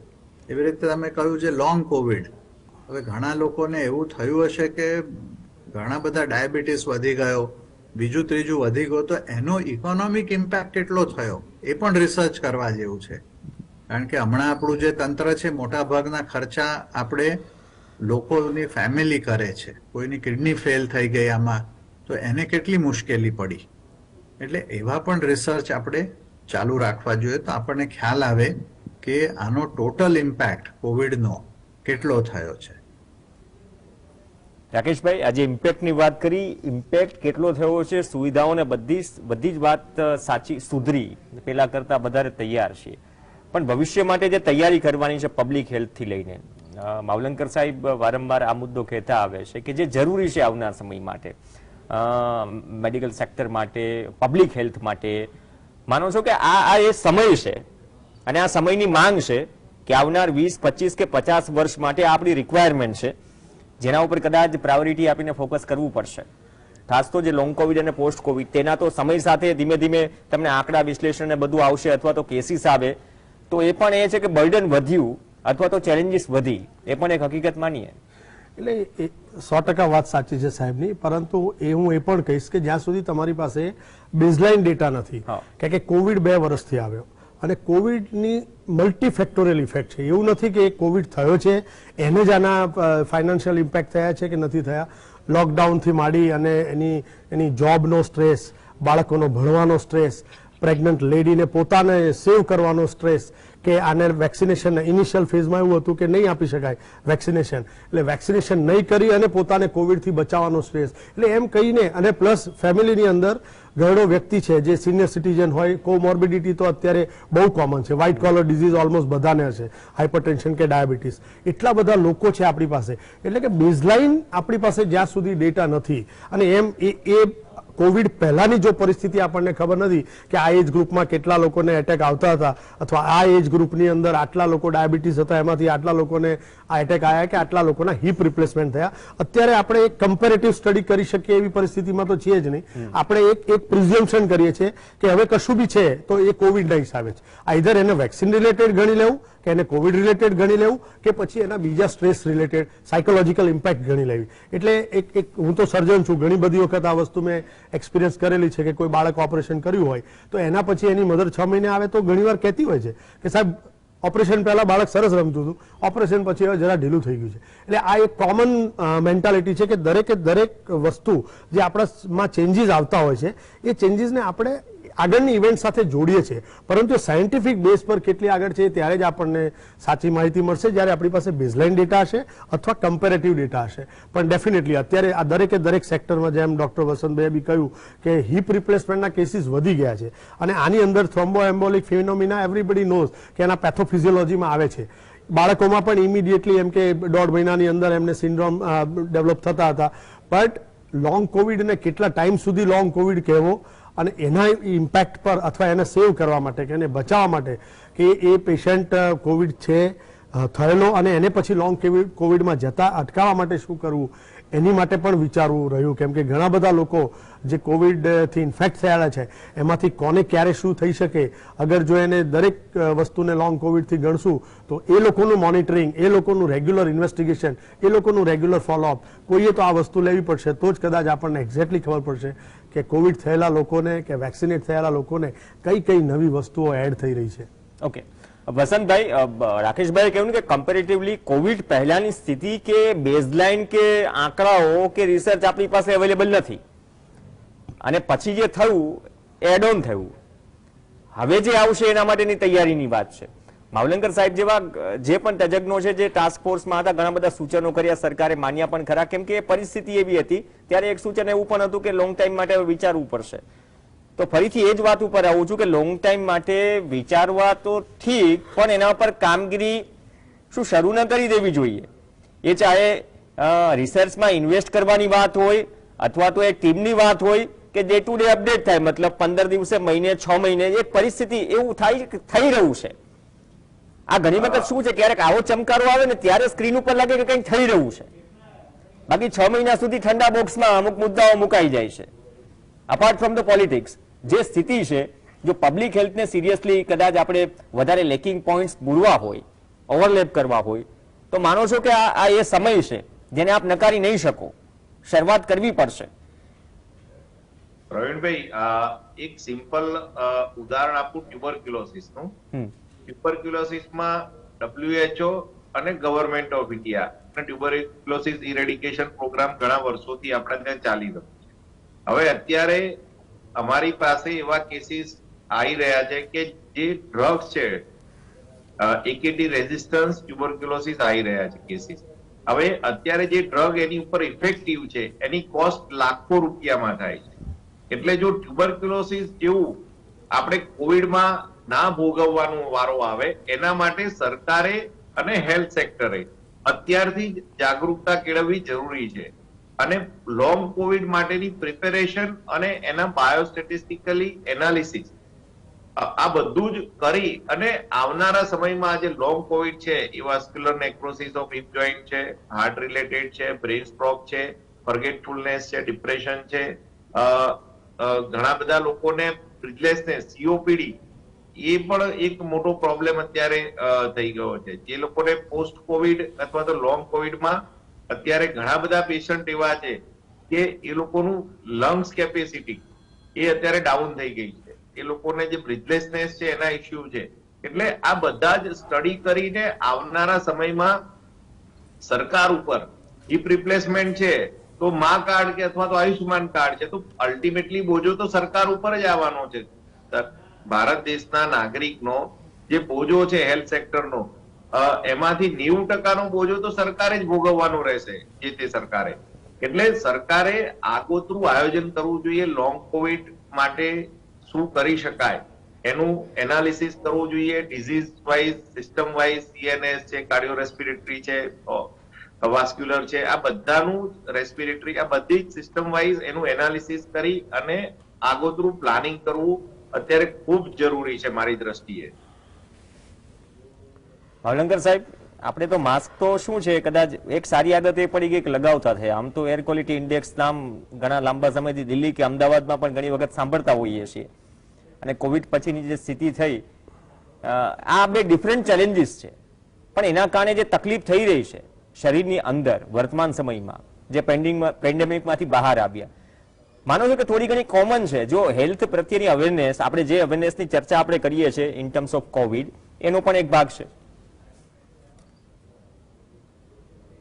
એટલે આપે જે કહ્યું એ પ્રમાણે આરોગ્યના કામમાં જેટલું સરકારનો રોલ અને દાયિત્વ છે એટલું જ લોકોનું અને સમાજનું પણ છે. એટલે બધું જ આપણે સરકાર કરીએ એવું માની લઈએ તો કંઈ થવાનું નથી. એટલે જે સારી ટેવો આપણે પાડી હતી અને અમુક ફોર્સથી પાડી હતી કે એકબીજાથી દૂર રહીને વાતો કરો, ધીમેથી વાત કરો, બને તો માસ્ક પહેરો, હાથ પગ ધુઓ, સેનિટેશન, એ બધું જ હજુ ચાલુ રાખવાની જરૂર છે. આપણે માસ્ક કદાચ ન હમણાં વાપરતા હોઈએ, હવે ચીનમાંથી જે સમાચાર આવ્યા છે, કઈ રીતે ફેલાય છે, કયો વેરિયન્ટ આવે છે, એ જોવાનું રહ્યું. અને એ જો વધારે ખતરનાક હોય તો કદાચ પાછું જવું પડે માસ્ક સુધી. પણ જે બિનજરૂરી ટોળામાં જવું, બિનજરૂરી બહાર જવું, એ આપણે જો ટાળી શકીએ, એસ્પેશિયલી જે 60 વર્ષની ઉપર, 65 વર્ષની ઉપરના છે, જેમને રિસ્ક વધારે છે, અને કોમોર્બિડિટી છે. સાહેબે કહ્યું કે મોટાભાગના એડલ્ટ્સમાં આપણે ત્યાં તમે સર્વે જુઓ તો 50%થી વધારેમાં ડાયાબિટીસ કે બ્લડ પ્રેશરની બીમારી 50 વર્ષની ઉંમરના લોકોમાં છે. એટલે એવા લોકોએ તો ખાસ કાળજી લેવી પડશે. અને કાળજી લઈને આપણે હજુ થોડા મહિના જો કાઢીશું તો કદાચ આગળ આપણને વધારે મુશ્કેલી નહીં પડે. ચીનમાં જે હમણાં થયું છે એ આપણે ત્યાં નહીં જ થાય એવું આપણે માનીએ છીએ, પણ એવું આપણને પહેલા તમને યાદ હોય તો ડેલ્ટા વેવ શરૂ થઈ તે વખતના વર્ષે જાન્યુઆરીમાં 8,000 સુધી કેસ પહોંચી ગયા હતા. બધાને એવું લાગ્યું કે ભાઈ બધું પતી ગયું, હવે ચાલો આમાંથી છૂટ્યા. અને પછી માર્ચ શરૂ થયો અને પછી એપ્રિલ અને મે માં જે મુશ્કેલી પડી એ આપણને યાદ છે. પણ લોકોનું માનસ એટલું બધું લાંબુ યાદ રાખતું નથી. અને આ પછી લગ્નગાળાની સિઝન, ઠંડી, જુદા જુદા ઉત્સવોની સિઝન, બહારના લોકોથી આવે, પરદેશના લોકો આવે, એટલે બધું જ થવાનું. અને એ સાથે આપણે જો કાળજી લઈશું અને એ સાથે જ્યારે જ્યારે સિરિયસ કેસો ઊભા થાય તો તરત આપણે એના પગલા લેવા પડે. બીજું એક એ પણ યાદ રાખવા જેવું છે કે જે હમણાં સરકાર પાસે આંકડા આવી રહ્યા છે એમાં એક મુખ્ય આંકડો મિસિંગ છે. જે ઘરે આપણે ટેસ્ટ જે લોકો કરે છે, બજારમાં 250 રૂપિયાની કીટ મળે છે, એનાથી લોકો ટેસ્ટ કરીને પોઝિટિવ હોય તો ઘરે બેસે છે. એવું ઘણા વખતથી ચાલી રહ્યું છે. હવે એ ટેસ્ટ કીટ કેટલી વેચાઈ અને એમાં કેટલી લગભગ પોઝિટિવિટી આવતી હશે એનો પણ અંદાજ કાઢીએ તો આપણને ખબર પડે. આપણે ખાલી હમણાં જે ટેસ્ટિંગ લેબોરેટરીના આંકડા લઈએ છીએ, એટલે એવી રીતે પણ આપણે ઇનડાયરેક્ટ અંદાજ કાઢવાનો રહે કે બીજા કેસો આવા કેટલા થઈ રહ્યા હશે. માઇલ્ડ હોય તો કઈ ચિંતા કરવાની જરૂર નથી, બિનજરૂરી લોકોને ભય પેદા કરવાની જરૂર નથી. પણ જો સિવિયર કેસો થાય તો ચોક્કસ આપણે એનું ધ્યાન રાખવું પડે. જેમ ચાઇનામાં થયું છે એવું, જેમ ઓમિક્રોન આપણે બહુ ચાંપતી નજરે સાઉથ આફ્રિકામાં ડે ટુ ડે બધા મીડિયા દ્વારા, આપના દ્વારા એની પર ઘણા ડિસ્કશન થયા. નવેમ્બરમાં આપને યાદ હોય તો ઓમિક્રોનના કેસો સાઉથ આફ્રિકામાં શરૂ થયા અને ત્યાંથી થોડા અઠવાડિયામાં જ આખા દુનિયામાં ફેલાઈ ગયા. એટલે એવું આનું પુનરાવર્તન થવાની શક્યતા તો જરૂર રહી છે. એટલે એપિડેમિયોલોજીસ્ટ તરીકે, પબ્લિક હેલ્થના વ્યક્તિ તરીકે, નિષ્ણાત તરીકે ચોક્કસ આપણે એની પર ચાંપતી નજર રાખવાની રહે. સાચી વાત કીધી સાહેબ કે ચાંપતી નજર અને સાથે સાથે સાવચેતી. જે ચીનમાં થયું, ભૂતકાળનું દક્ષિણ આફ્રિકાનું ઉદાહરણ આપ્યું, પણ એવું જ અહીંયા થશે એની કોઈ ગેરંટી નથી, નહીં થાય એની પણ કોઈ ગેરંટી નથી. આપણે સલામતી ઘણું બધું શીખ્યા કોવિડમાંથી, ઘણું બધું ગુમાવ્યું, ઘણું બધું ભૂલી પણ ગયા છીએ. એ કદાચ થોડું યાદ કરવાની જરૂર છે. કેમ કે સૌની સુરક્ષા આપણા હાથમાં છે ને. જે ડિસિપ્લિન આપણે ફોલો કર્યું, એવું નહીં કે બધું જ ઘરમાં લોક થઈ જવું, પણ ડર્યા વગર સલામતીનો મેસેજ એક કલાકમાં ગયો. સાથે સાથે ઘણી બધી ચર્ચા પણ થઈ અને ચર્ચામાંથી અનુસરણ પણ થાય તો કદાચ આવનાર આપત્તિ છે તેના માટે લડવાનું મનોબળ પણ મળે ને પ્રેક્ટિકલી જમીની સ્તર પર દેખાય પણ ખરા. ધન્યવાદ. ત્રણેય ખાસ મહેમાન ચર્ચામાં જોડાયા, વસંતભાઈ, ડોક્ટર દિલીપભાઈ માવલંકર અને ડોક્ટર જોશી સાહેબ, આપનો પણ ધન્યવાદ. આ સાથે ચર્ચામાં હાલ બસ આટલું જ.